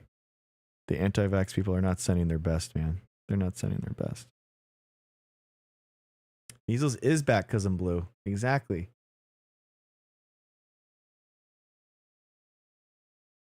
So now that the AIDS virus is not a virus, what does AIDS stand for? What does HIV stand for? Okay, do you understand what HIV is? Do you know what the HIV? Thanks, Maverick. I appreciate you. Yes, Judy, exactly. Everyone couldn't wait to get the polio vaccine. Exactly, call me Ness. Apparently, HIV is the only virus you need to care about. What is that? That's Kamala Harris on my shirt. Boom.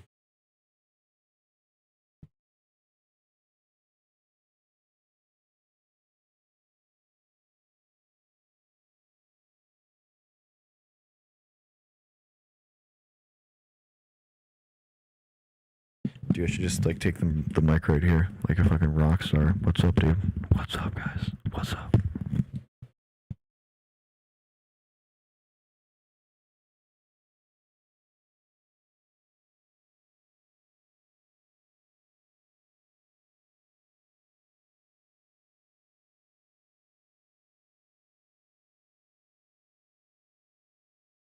Yeah, dude.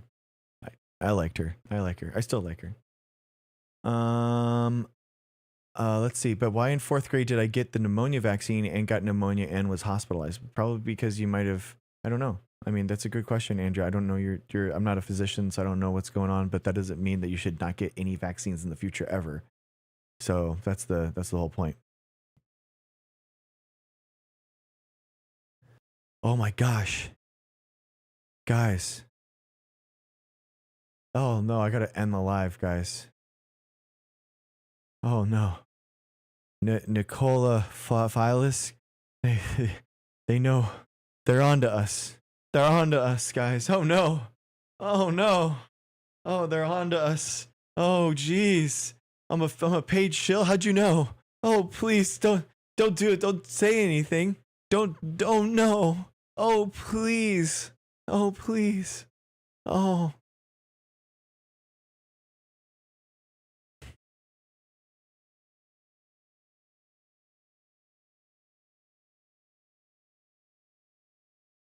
Embarrassing.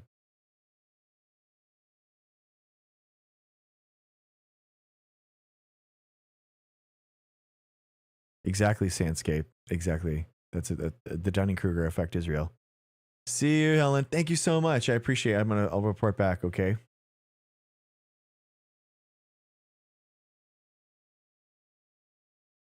I do exist. Nobody's popping in the box. So that's what this queue is empty thing. Anyone welcome to request? Hablo español todos los días. So if anyone, but it's okay.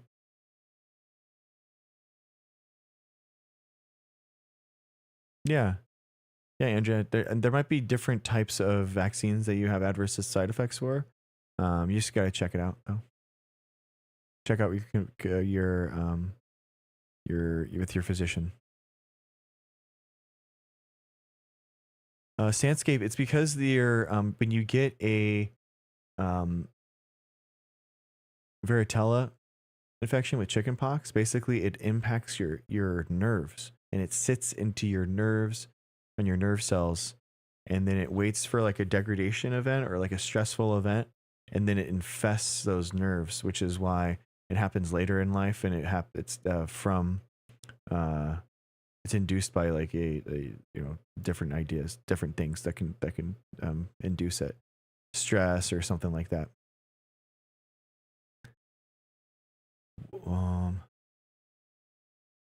You can't see the request box. It's open. I just had people in. Can other people see the request box?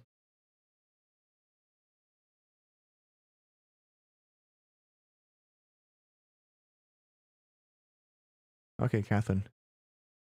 Huh. Shingles is another way that it's a latent viral infection of chickenpox that takes over and will take out a part of your, like a nerve, and it's super, super, super, super painful. It's like the most painful thing that anyone's gone and done.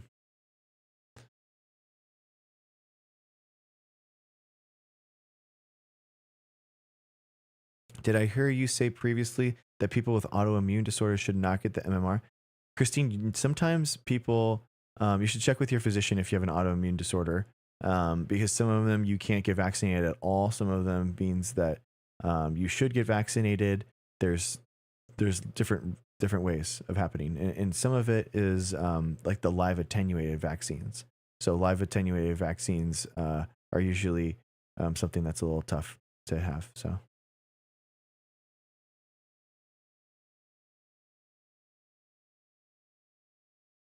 Oh, thank you, Brittany. Interesting.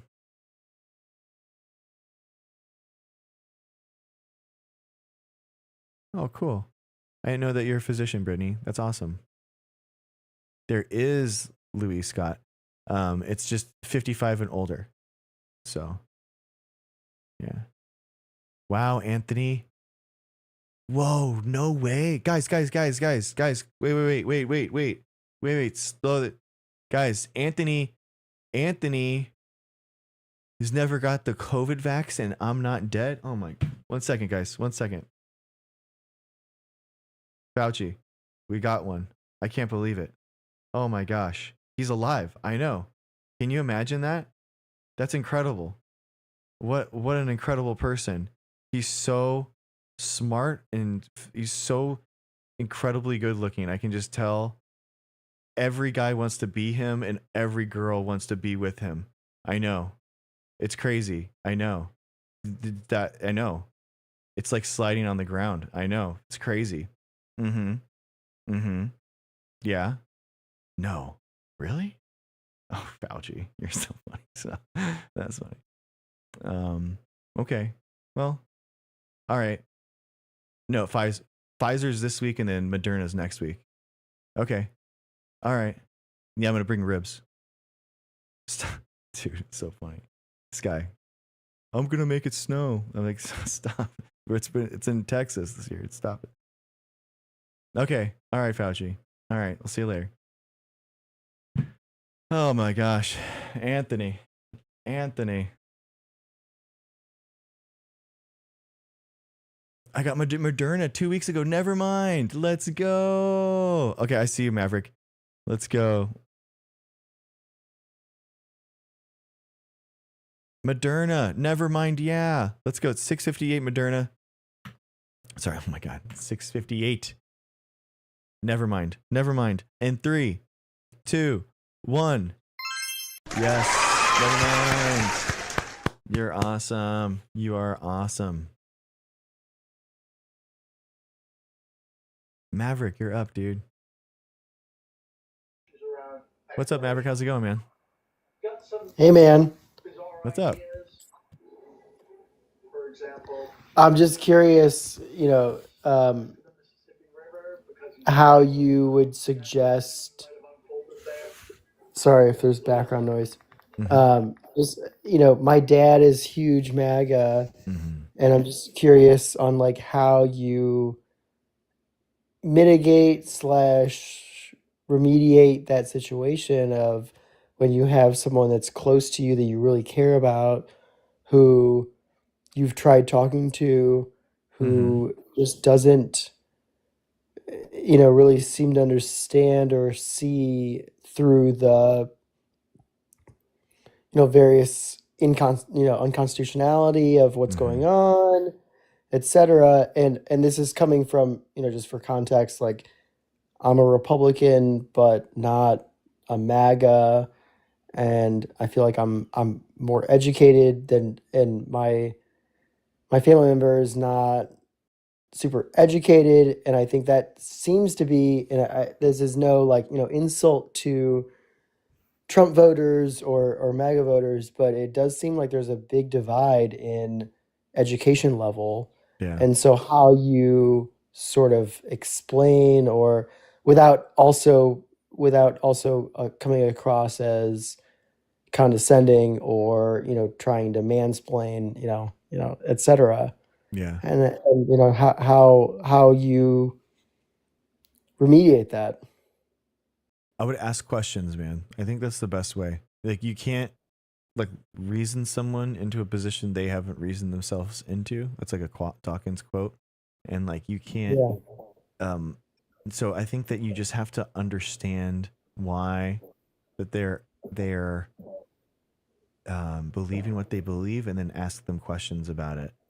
Um I think basically they're not going to be going through anything. You're never going to be able to have like a conversation where they say, "It's oh my gosh, it's all Aha. yeah, There's not exactly. going to There's be no an light aha bulb." moment. Yeah, you basically are creating a water.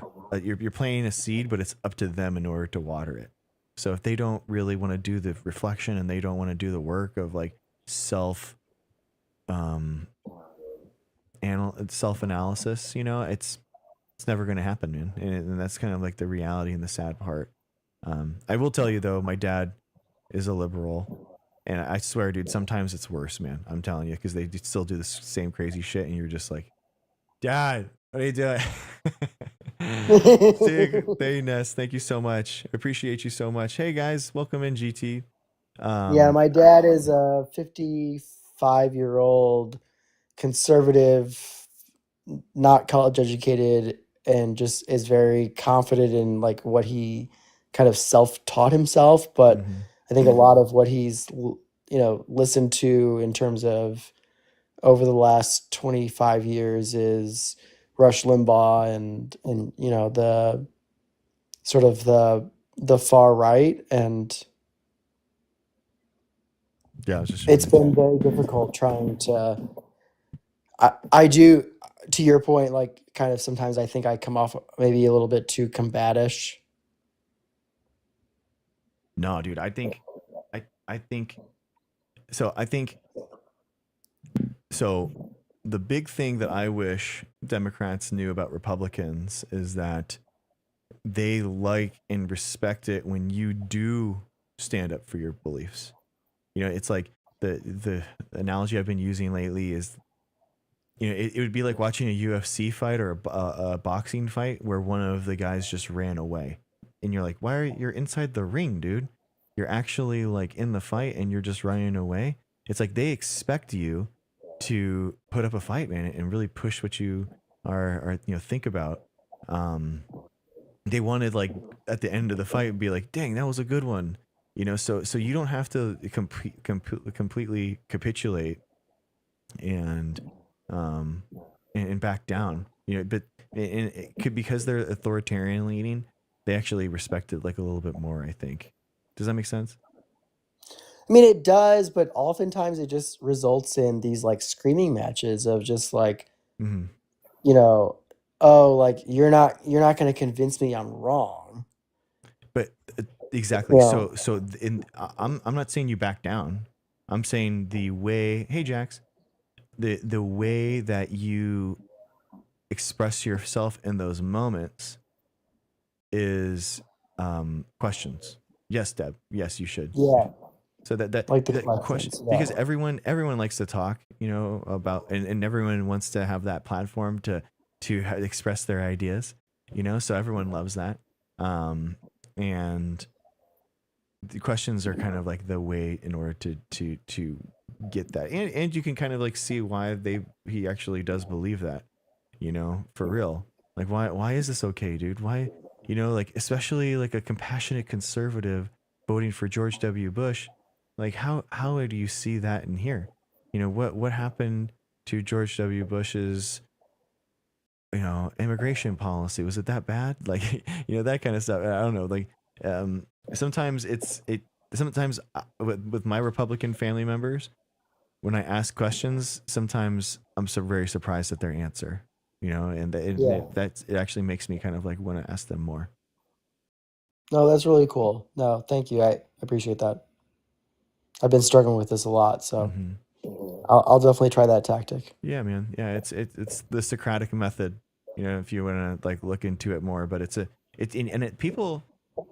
people really underplay how much of a driver's slot you have when you ask questions, because everyone wants to kind of like rail off like the facts that they know, which is about the day, or these are all the things that all the amendments that Trump is slashing, and or yada yada Right. yada. And you're right. You're technically, man, on all this stuff. You're right. Like, that's the problem. But why does he not? Or what and why? What's the reality that he accepts, and why? And that is actually, that's a good point. That's part of, also, that's kind of where some of the conversation collapses, is we're often not even discussing the same facts. And it's Mm-hmm. like, how do I don't know, convey or confirm or like explain without, demonetizing, what he's believing. Like oftentimes it is actually the facts, and it's like, Yeah. well, he's operating in a different reality, right? Like, Exactly. truly, and It sometimes is. like and he's oftentimes like raising these random facts that he heard off of the far right, misinformation campaign, that are not true or exaggerated or just like crazy. And I'm like, well, that's not even true. Like, Yeah. right? Like, Exactly. I'm like, how do you refute it? It's very hard to refute a negative, first of all, right? Like, Exactly. it's hard to refute a negative, but also like it's just hard to explain to somebody that like that's just not true. Mm-hmm. Like that's just like not the reality. And oftentimes he's like, well, like that's just your liberal elite world facts. It's like, okay, Yeah. but like that's not, but there are facts. Like there's facts, like that's how the world works, I right? know, Like, man. It's crazy. The problem is a lot of it.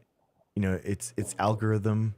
The algorithms push things to someone, where they'll think that they've seen it 1,000 times. So it's like, how reaffirming. how can you say that that's not true? I've literally saw it 1,000 times. So it really is like they're questioning your reality, but it's like in actual reality, independent reality, the event never happened, or something, it's completely different. Or, I mean, like the trans issues on 2024 that Kamala never brought up. She never talked about it in the stump speech, but that's what the Republicans thought all her entire Well, they ran campaign was about. ads. They ran these Yeah. ads that were continuous, and they all said, "Oh, she wanted these like trans jail, the inmates to have."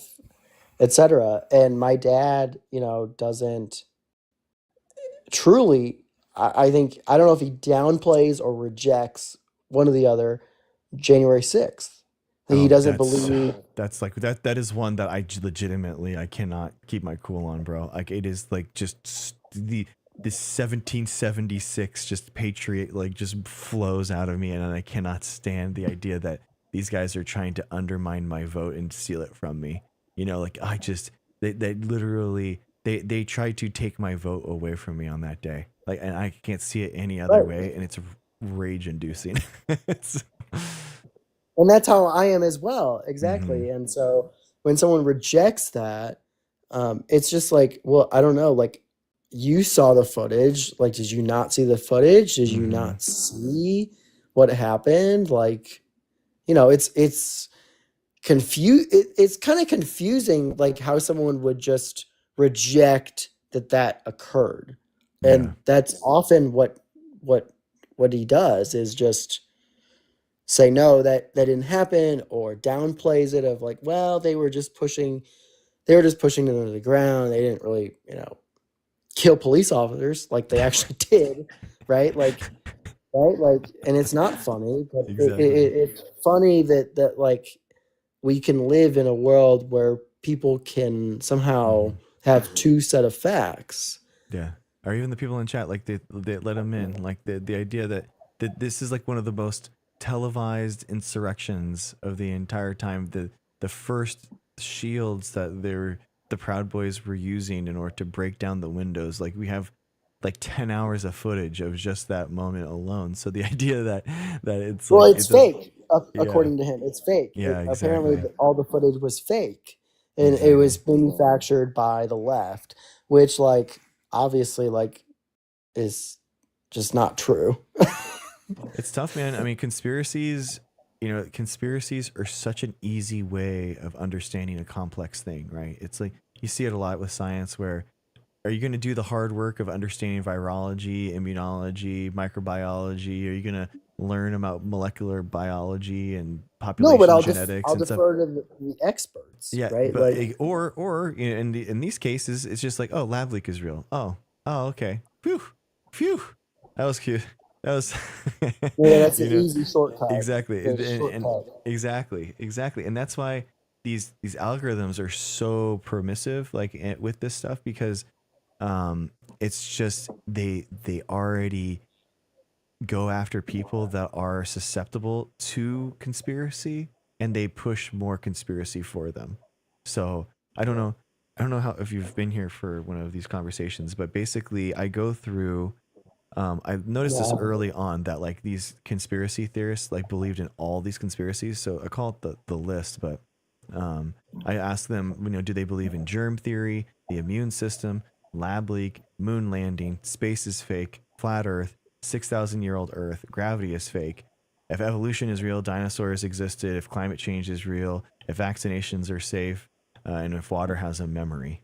And Mhm. genuinely, dude, like anti-vaxxers will believe in 90-95% of those things. So and it's actually interesting to me, So not you that mean they they believe in the conspiracies oh that, yeah, all of them. not hmm that they're not true, but they're true. they think that exactly, they think that the earth is flat, they think that there's a 6,000-year-old earth, they think all that kind of stuff. And I don't Basically, think that my dad is quite that far. it'd I be think interesting. because I mean, it's I don't think yeah. so. I mean, it's interesting. You could talk to him about that because it's basically a question.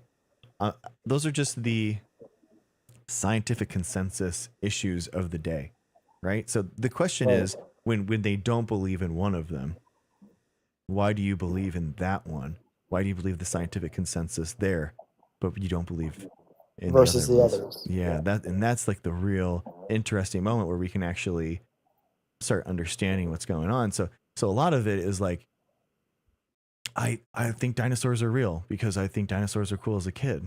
You're like, why? Oh, because I went to a museum and I saw a bunch of really cool dinosaur bones when I was a kid or something. I don't know. And then it's like, okay, so we need to like actually show this person, actually show through.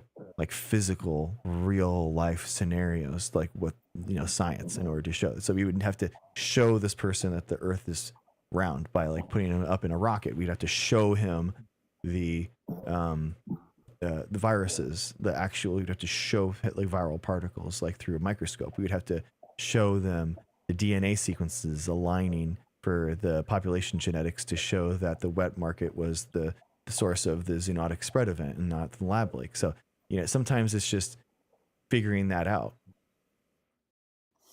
Well, I mean, that's a good point. I think the other thing that I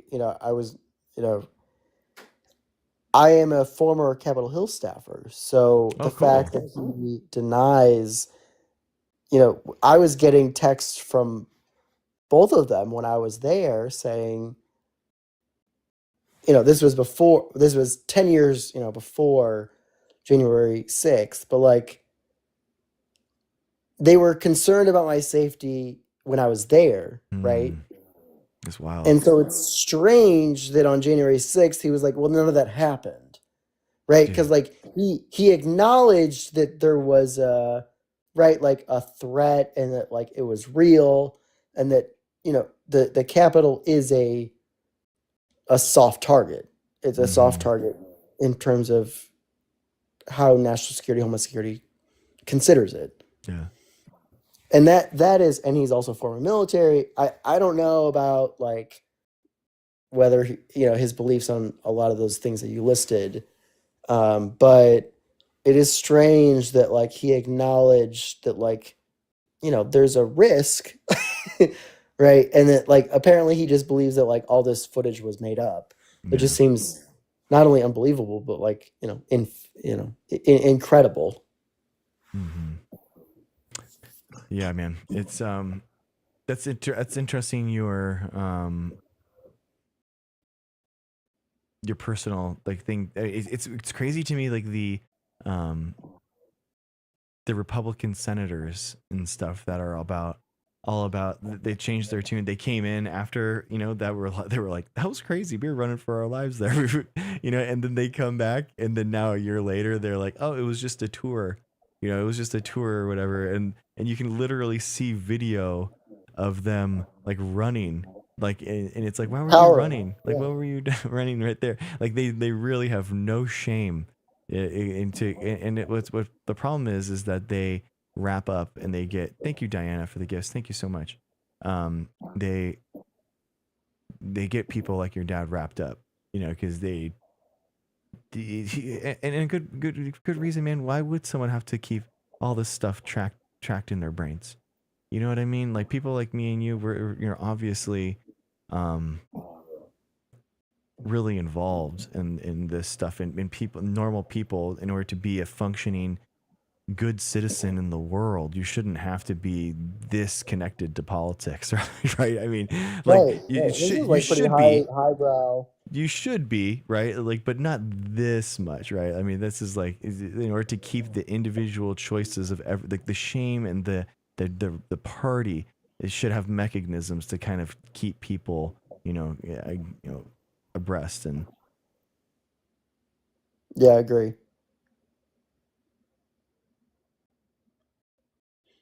Anyway, thank you for letting me on. I appreciate you. Yeah, dude, thank you. Appreciate you, man. Thanks for coming up. Dude, really interesting about the you being a Republican and being here. And we actually have a lot of Republicans that are here, because I'd really talk about patriotism and stuff a lot. And I do think that is something that that we are missing, like a positive form of like patriotism, because I feel like the MAGA is so toxic in there. And well, this administration has completely corrupted and distorted our traditional view of what is national security and what is national defense and what is traditionally viewed as defending the homeland.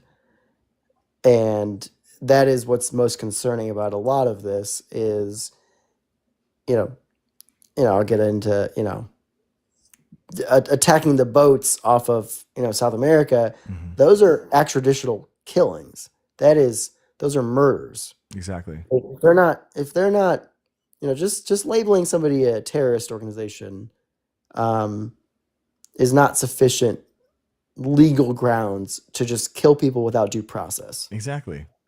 We don't This isn't know the Judge Dredd. identities of those people. We don't know the identities of them. We don't Yeah. know what the circumstances. We don't know.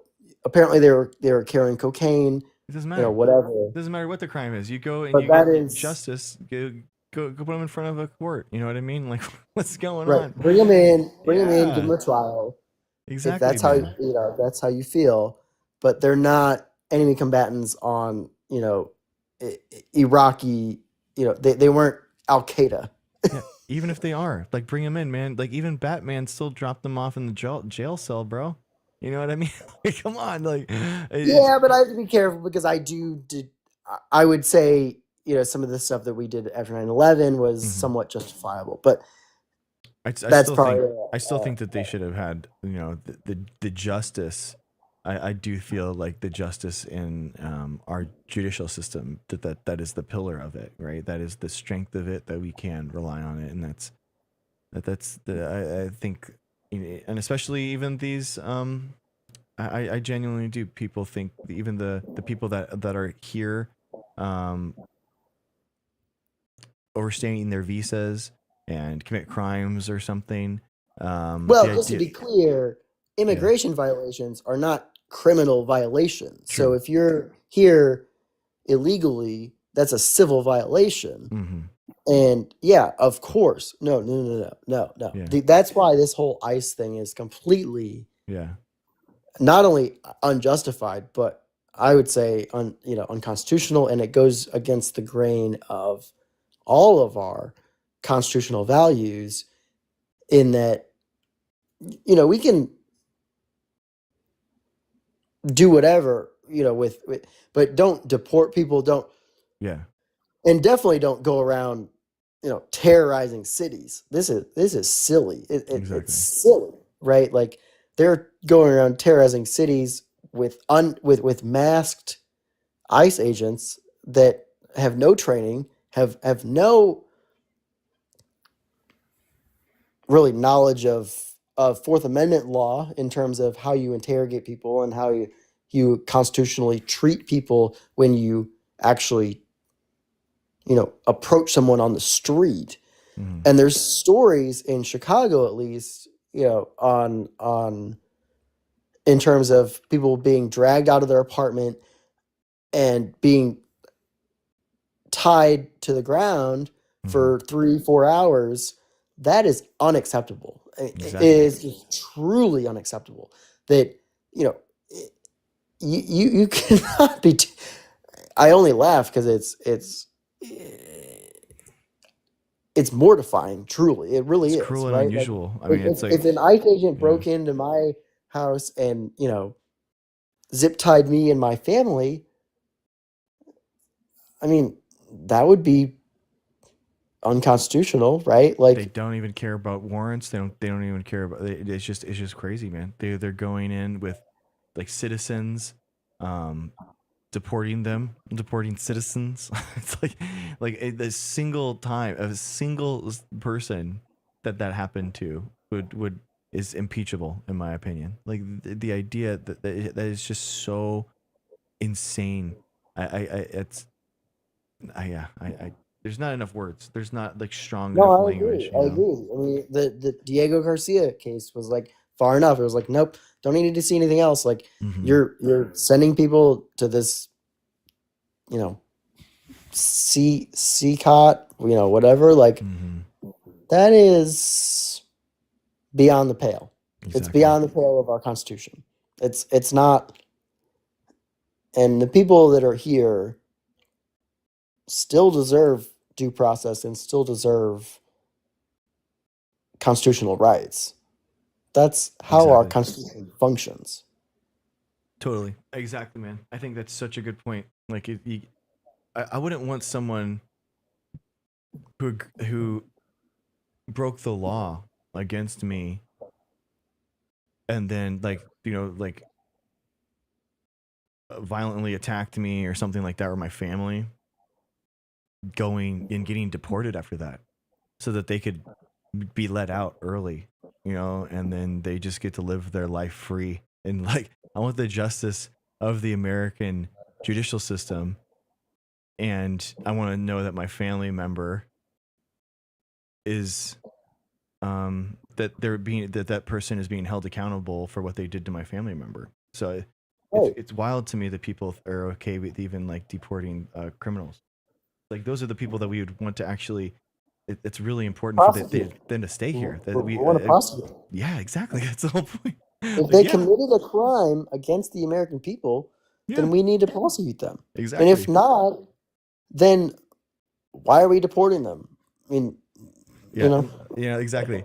It's like, yeah, unless you do something really bad against us, then it's like, then you can get out. Okay, get out of here. Get out of here. It's like, wait, what? No, man. Like, you're staying here. This is very important. This is there's you been need no logic behind the policies. exactly. And frankly, this whole like sending people to, I don't know, where do they send people to Africa at or the Middle East at one point. They were sitting on they were sitting in shipping containers somewhere in, I Mhm. forget where it was, but that is absurd. That is a human rights violation. Yeah, exactly. You Okay, can't cool. be, yeah. You can Yeah. cut me off now. Oh no, I totally agree, bro. I totally agree. Hi, Luna. Yeah, you can request up and we can talk. You're all good. If you have a question about whatever. Yeah. Well, dude, thank you for being in here. Thank you for requesting up. I appreciate you. No, I appreciate it. I just thought you were kind of talking to yourself, so I thought I Yeah. would Yeah. join in and Always thankful. I was. So give my thanks, two Maverick. cents. Have a good one, man. Peace. You too. All right. Going to bed, but my 5 kids just got our flu vaccine. They were out of COVID, but add 6. Cherry, let's go. 6. That means 64. Oh my gosh, guys. This is incredible. Cherry, what a good parent. What a good parent, Cherry. You are awesome. In 3, 2, 1. Yes. You are a good parent. If you are vaccinating your child and your children, you are doing the right thing as a parent. You don't know if you're doing the right thing as a parent. They don't come with an instruction manual, but getting a vaccine for your kiddo is always the best move. And I strongly believe that. I think that if you are unvaccinating your child, you're not a good parent because you are pushing harm onto them that could be mitigated by a vaccine. So it is imperative to vaccinate your children, vaccinate them on time. All the CDC, it's all been approved, guys. The vaccine schedule is completely safe, completely okay. Just go in there, get the shots as they come, and it's perfectly fine. Everything is going to be better when you do that. So thank you, Cherry, for doing that. I appreciate you.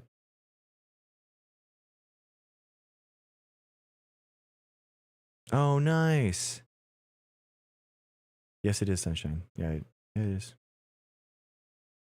You should, Jax. You should. Yeah, I'm gonna try to get mine too. I gotta get mine this week. Lauren. Hey, Hi, I am Lauren. super busy, so I'm not gonna stay on and bug you very long. Okay. But I don't look. So, am I wrong in this? I'm just gonna ask because I can't even think to function right now. I was cracking up thinking that I was totally right, but I think somebody said that maybe this is not correct. If Trump is a 34-time convicted felon, um, Hmm. can he can't legally own pew-pews, correct? Am I not correct? Oh, that's a good point. He can't vote, or well, I think they said that he can vote now, but Huh. he can't It is because Shantae. when you're a felon, you're not allowed to own. Uh, yes, yes, yes. Yeah, that's a good question. I don't know. I don't know. I don't know. My husband and I just about like fell out laughing, died laughing.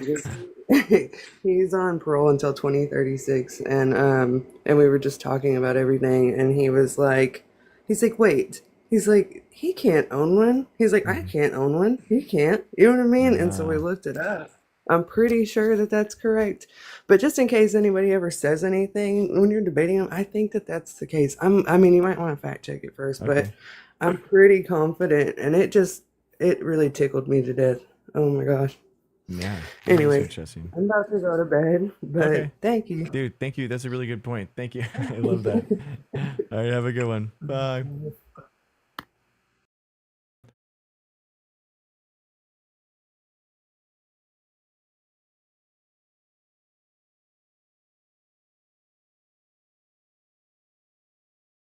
Thank you, Janice. Yeah, Maverick. I think that he's immune, so he probably just self defense it and probably would just do it anyway.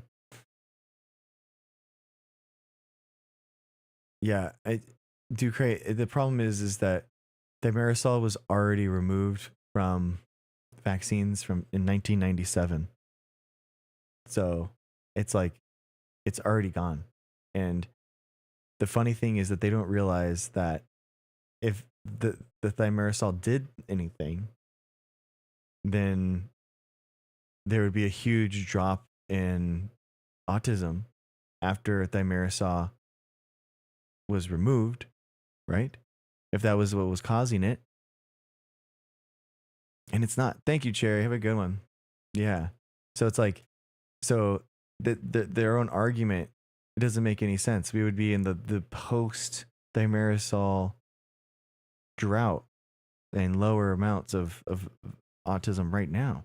But that's not true because it never was doing that. So that they just it's literally a talking point from 30 years ago that they think about that. Think about that. They are recycling talking points from 30 years ago. It's crazy. No, no, golf is life. You're wrong. You're wrong.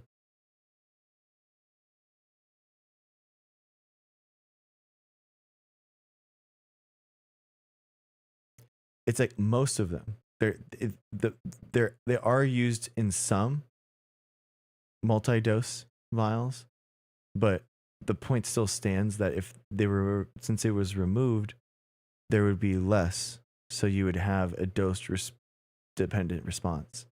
So I do understand what it is.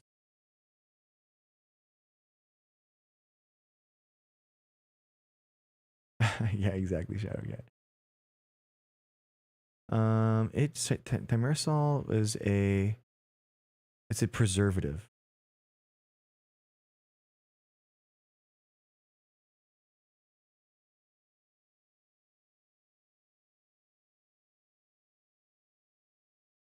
Speaking of your career and credentials in vaccines, what is your view on about animals? I mean, I think it's our duty to. That's a good question, Chantal. I don't know. Um,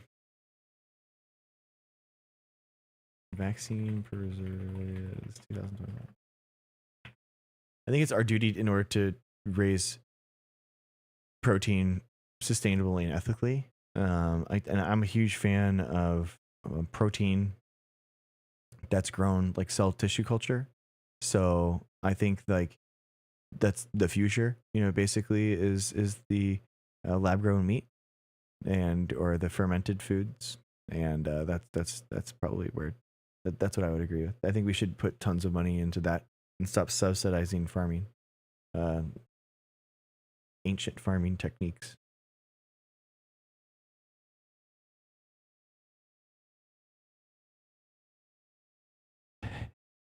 It is mercury, and again, just nonsense. You guys you have no idea what you're talking about. Yeah, where'd I go to school? Well, I school anti-vaxxers here every night.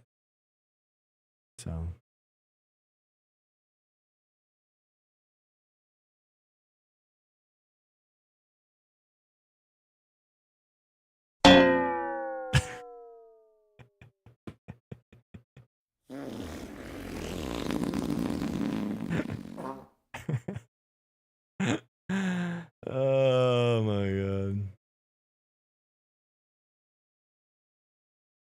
Yeah, bro, yum mercury. I'd rather have mercury in my body than measles, polio, mumps, rubella, anything like that. Helen. Hi, Helen. How's it going? Doing. Okay. Hi. Your last guest question. Uh-huh. Okay, the felon, Yeah. he can have a gun. He can own a gun. Oh, okay. The voting depends on where he was convicted. Where I have no Uh, idea where. Yeah, is in New York's, right? New York. Yeah, so you have to look up the New York Mm-hmm. law. So that's it. Gotcha. Okay, Yeah. cool. Thank you for that correction. I appreciate that. Awesome. So have a good night Okay. and good luck for the interview. Thank you, Helen. I appreciate you. Thank you so much for saying that. It's gonna be good. I'm really excited. I'm prepared. I'm like gonna sleep well tonight and prepare for it tomorrow. So it's just like the intro one, but I hopefully I can get the in-person one later this week. So Okay. Well, good night and good luck. thank you. Thanks, Helen. Bye. Yeah, I have an interview for. It's basically doing the exact same job that I was doing at my old place, at a new place. So yeah, that's tomorrow. Yeah, I've been doing host strain engineering. So basically, creating new yeast strains that produce proteins or whatever you need. I change the genomes around. I make the yeast strains that can produce that stuff.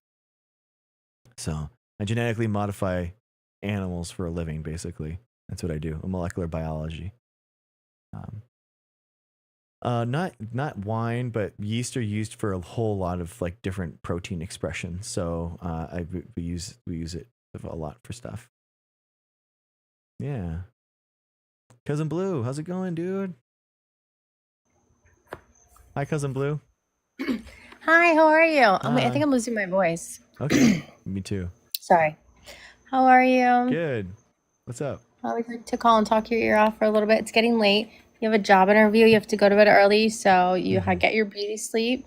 Thank I you. like you tonight. You're funny. You're kind of on fire. You're in a good mood for that. No, it's good. It's Thank like you. really good. Thank you. Sometimes you're like, I'm just tired of this. I'm tired of this kindness. Yeah, I don't know. I was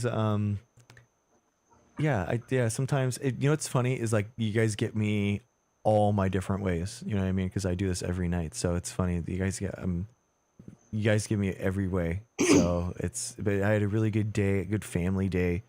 Just now we just Aw. got our pumpkins, and any day with the whole family's together and we're like doing something fun, and I'm just really thankful for it. And That's so so sweet. yeah. I love that. It's amazing. Yeah, that's great. So congratulations. Thank you. So is it your first interview? Yeah. I've have like 25 open job applications. I think, well, I guess I'm like down to 23 now. I got 2 rejections, but this one was like I let them know. I put it in on Wednesday, and then they got back to me on Friday, and then now we're having the first intro phone interview on Monday. So they're like moving fast on it. So Well, you have a good hopefully. personality. I mean, look how many people tune in, and it's Thank like, you. well, Thank it's you. like 3 a.m. here, but you do. I think you'll do great. It's like Thank you. it's your time. We'll be praying to like all our gods. I'll Thank pray to you. all That's my what I gods. need. You know, I need all the um, gods. That's what I need. for sure. But so I think I was calling for some purpose.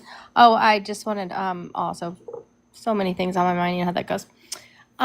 Let's start with she was asking about ammonia, or what was it? What was it? Not ammonia. The girl that said she got vaccinated. Yeah. Is that what is it? The vaccine for Which we the lung thing. The girl that she was like, pneumonia. I had a vaccine. Pneumonia. Ammonia. Yeah. Okay. You need 3. Like it's on my daughter. My daughter is a hypochondriac, like legitimately. I'm not a physician or anything like that. I'm not associated with any vaccine company, but I do have insider info. Why are you being me? So- I do have insider information that they vaccinate their children. Wait, why are you? No, sorry. I put my halo on, so it like boinged on and boinged off. I'm Oh, sorry. I like it. Okay. Sorry. Yes, you're an angel.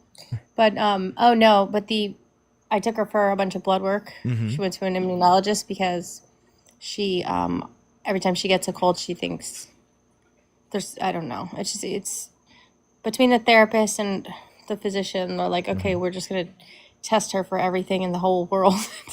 So she knows about. I need to talk to her about. I don't know. Yeah. I think she was a little bit low in the pneumonia vaccine, and she's had all her doses. So Oh. I think, and like one time I had blood work one time, and I was low on the MMR. So sometimes you just Yeah. your body, like it's like anything, when you get rid of it, sometimes you need a booster, or just I don't know, your body learned. I don't know. Yeah. It fails Yeah. to be there anymore. So Yeah, you your need antibodies boosters. wane over time. Yeah, it's normal. Like the MMR starts waning around like 15 years, and like so honestly, if it's been more than 20, you should probably maybe think about MMR again. If you don't have your vaccine card, Yeah. it might be a good idea just to grab it, especially if you live in South Carolina. Especially if you live in South Honey, I Carolina. live in Florida. Are you Oh joking? shit! Yeah, Like no. I definitely, yeah. Yeah. That's why I was like, okay, let's do this whole blood panel thing so that Mm-hmm. we can Yeah, tell it's you called you're a blood healthy titer. again. So yeah. So anyways, yeah, I think that's why. And that you had a call, you had a caller last time that was like interesting. I don't really know what his point was. I think he was a little bit. He was one of the skeptics, like of everything. Mm-hmm. Like if it costs money, then it's a trick. Gail, It's because there's scam. an active measles outbreak in Spartanburg, South Carolina.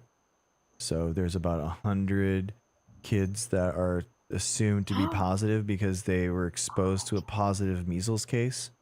And Oh. the epidemiologists say it's about 90% that they're gonna, like 90% of them are gonna be positive. Oh, this So is over so 100, sad. over South 100. Carolina? South Carolina, Spartanburg, yeah. We Oh my watched gosh. the news conference, and yeah, it's wild. I know everyone says this in like independent media or whatever podcast world. Like I don't know why nobody's covering this, but nobody's covering this. I have no idea Well, why. there's so It's much going on, and it's yeah. like they don't want you to know that. RFK does not want you to know. Mhm. While they're getting rid of healthcare, and like I think that a lot of this has to do with the promises that Trump made, with all Mhm. these people that he gave money to, that he would somehow get it back to them. And I think by taking away all these millions of dollars, and that's why they're like holding on so tight. Yeah. The government's not opening; it's not reopening. I think because he's promised these people their money, and if the Democrats are actually digging their heels in. I have no idea how that happened, but I don't Yeah. know. But I think there's like something more to that. I mean, So they Laura, can't let this. They have to suppress that big time. exactly. I mean, Laura, they in response to the measles outbreak in Texas, RFK did say that the measles vaccine was safe and effective, and you should get it if you're in those areas. So even like again, like he's not He's making such a hypocrite. vaccines. They're such hypocrites. Exactly. They're not they're not banning vaccines. They think that they're safe and effective. They're saying that the flu vaccine, you should get it 6 months and above. Nice, Skog, no way. Do we 6 need to months and remind above, you them should that have. he's vaccinated, his children are vaccinated, his grandchildren are vaccinated. The Guys, people that make the vaccine companies, their children are vaccinated. Skog puts us two more, puts us at 666, guys. Yay. Good job. All right, the biggest vaccine party. All right, guys. That is so 3, awesome. 2, 1. Woo. Nice. All right, guys. Really need someone to get a vaccine really quick because otherwise we come on, guys. Well, I have to take my daughter for the measles or no, what is it? Yeah. Yeah, Charity, we pneumonia? did see that he is part of this 666, by the way. We celebrated him. I actually I clipped the part of our live where we celebrated Trump on his 2 vaccines, and we voted because I love democracy. So we voted, and it was 90% in favor of adding him to our community. And honestly, I thought it might be 50-50, like genuinely. But people wanted it up there, so I think I think it's cool. I do think it's good that he's being vaccinated. The president should be vaccinated, no matter what political party he is. So I believe it's he important. is. Yeah, he is. Yeah, They vaccinate them. I'm telling you. I know, I like, know. these are the people that I know, and they vaccinate. They're Yep, vaccinated. They vaccinate their kids. It's exactly. elitist He's not. stuff. He's not going to ban the stuff. He's not going to ban these things. Trump isn't gonna. He's doing. He's not doing the things that he said that he was going to do. He's lying to them. I mean, it's just the people How did, that it's amazing. the last people to really come abreast to reality on what Trump and RFK and all these people are doing or lack thereof are the Trump supporters themselves. I don't understand. I don't. Yeah. It like. Sorry, I mean to interrupt you. No, it's good. It just it like I don't know. I just can't wrap my head around it. I can't wrap my head around it. It's so much, like the Pam Bondi when she just wouldn't answer the questions. Like, had she seen him with half naked girls and she wouldn't answer, like, come the fuck on. Like, are you? I mean, like, they're just fine with it, I guess. Which gross. Right now, my daughter wasn't here this weekend, so I was like bored. So I just somehow ended up getting in these like fights. They were not like fights, like this, like these, like I was just bored. With my neighborhood op and stuff, because right now, because they just started this open carry gun. Oh Jesus. Law, and I mean, it stressed me out so much. I think I was like on here like messaging you like 10 times on here, like wow, I was having a meltdown, and people are just like, they're seriously advocating for this. I'm like, it's and crazy. So I'm like making jokes of it. I think I have to read you like what I was saying to them. But these, I mean, they get really like hostile a little bit, and I'm obviously just like messing around because are you kidding? Like, oh my. I imagine advocating for firearms as a self-defense mechanism and being anti-vaccine as a self-defense mechanism. Like what? If only you could shoot the viral particles out from the air, like a little Gatling gun. Like what in the world? Oh man. Well, maybe how we got to have an analogy, guys. Like an internal firearm Second Amendment remedy for viral infections or something. There has to be something that we can say there, guys. Oh, it's so funny. It is funny, Sunshine. It is very funny. Stand your ground. It's exactly saying. Oh, exactly. I know. Oh man. Yeah, it is. It is funny. It's so funny, Sherry. It's so funny. Sherry, it's funny. Sherry, it's funny. Sherry, it's funny. Again. My neighborhood apps used to be like.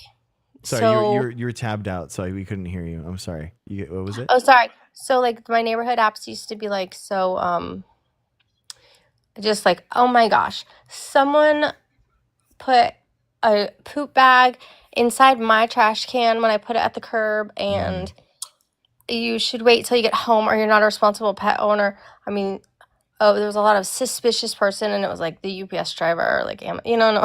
It's like, I swear to God. And then now it's like people advocating for guns. Like, guys, I was just putting up the news just to see if something happened because I wanted to see the IP stuff. ABC News is just finally they started covering it. Over 150 unvaccinated students in South Carolina quarantine after measles exposure. They're finally covering it. Thank goodness. Wow. Dude, this is crazy. Guys, I'm gonna put this up right now. Tell us about it. Yeah, I mean this is what it. I mean we went over it. We were. Oh, sorry. Well, not the mic. Yeah, there it is. Over 150 students. Boom. Why is there an ad right in the center of the freaking screen, dude? It's so annoying. Isn't that crazy, guys? Finally. I'm so happy that they're covering it. Finally, dude. That's so good.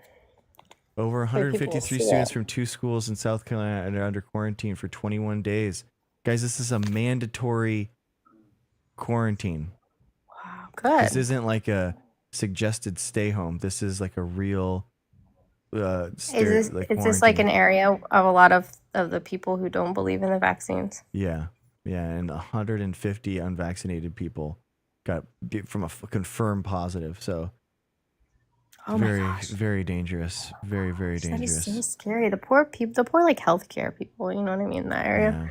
Yeah. I was talking to my doctor today, and he was, or our concierge physician was talking about my daughter, but I was like, these people do not believe in vaccines. Like, they don't believe in viruses. And he was like Exactly. laughing, and I'm like, no, I'm so serious. Exactly. That's Like, true. I'm so serious. I don't even, and I don't know. I don't know. I don't know what to say about it.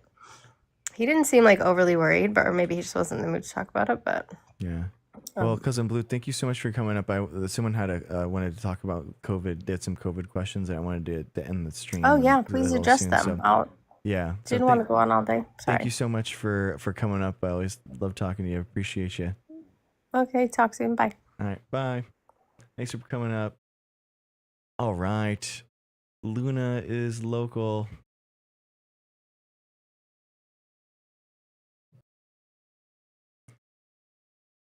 My son got his influenza. Yes, no Amos. Let's go. No Amos 667. And no Amos, guys. In 3, 2, 1. Yes. No Amos dreams. Thank you so much. How's it going, Luna? Is local. Hello, Dr. Greg. Can you Hi. hear me all right? I can hear you. Okay, thank you. I am not a follower. Okay. There's a person that wanted me to share my insight on the COVID thing. Okay. Let's go ahead. Yeah, I'm listening. I'm all yours. Okay. So I'm just going to say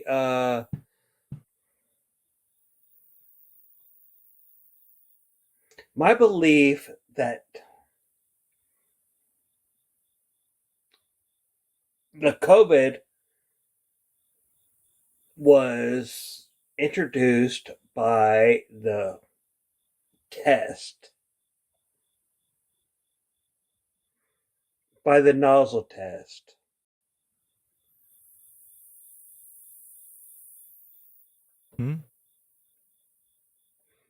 What nozzle test? The swab in the nozzle. Oh, okay. Why do you believe that? Because I was sharing a space with a person that was positive with COVID, and I did not have any symptoms after that.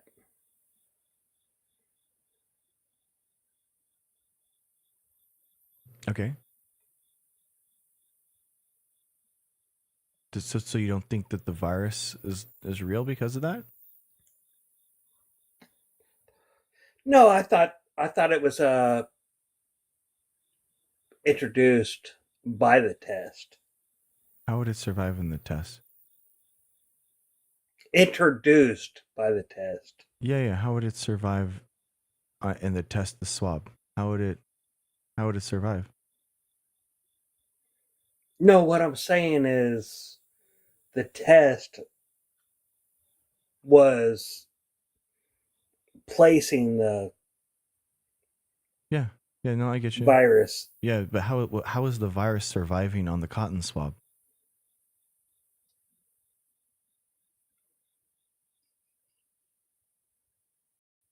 Oh, I have no clue. Exactly. I have Yeah, no it clue. doesn't make any sense. Yeah, there's no way. Like in order for it to be a virus, it has to have a host. and there has to be a host for it to live on. And that's kind of like how a respiratory virus works, is that it goes from one host to the other. So it's not going to be able to just survive on a cotton swab.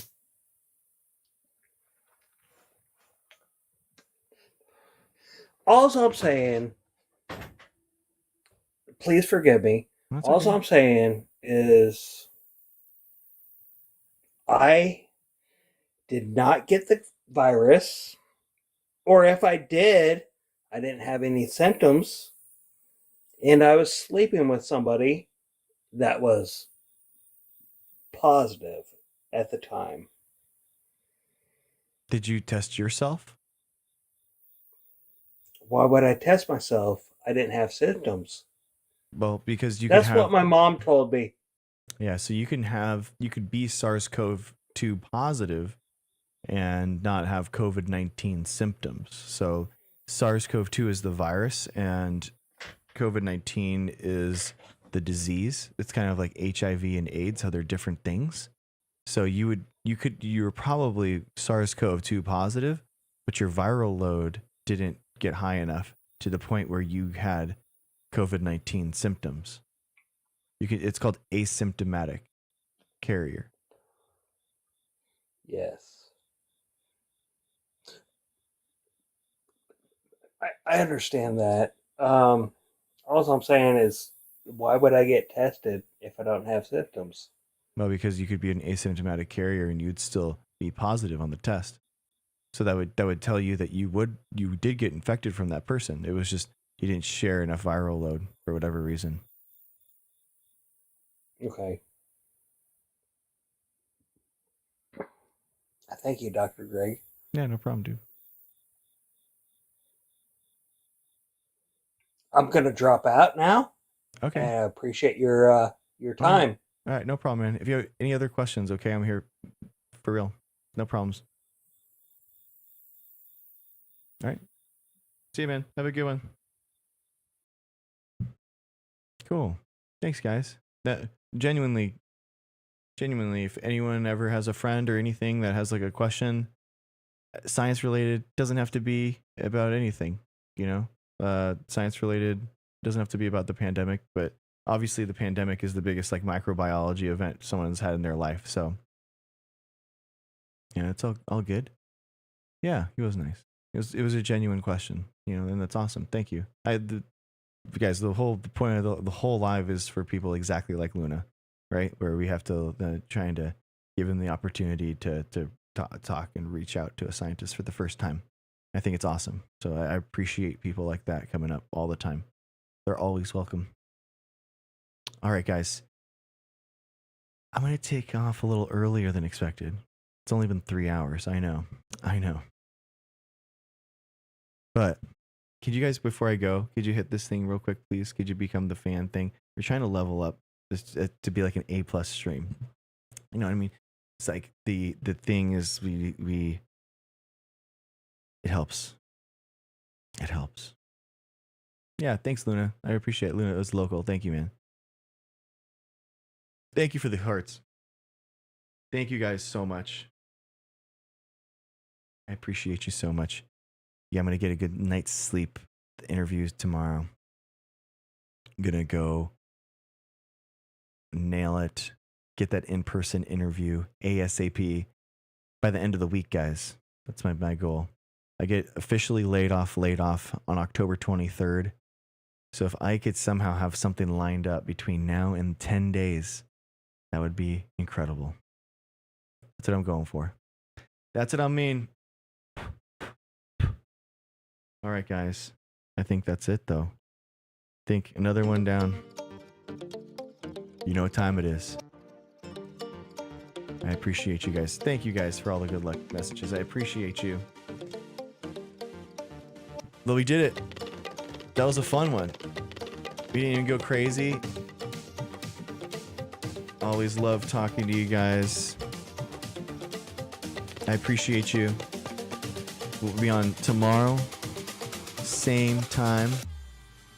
You didn't see my message. Oh, Megs. Oh, let's do Megs real quick. 668. 668 Megs. Let's do it real quick. 3, 2, Come on, Megs. Yeah. There it is. Yes, there it is. Oh, oh, go, go, go, go. Yeah, same bat time, same bat channel. Tomorrow, we'll do it again. We'll roll it back. We'll roll it back. I got some, and I'll make that video, that expose. That's gonna be awesome. That ivermectin guy. I'm gonna expose the guy. It's gonna be good. Peace, guys. Have a good one. Boom. See ya. See ya. Good night. See you tomorrow. Bye.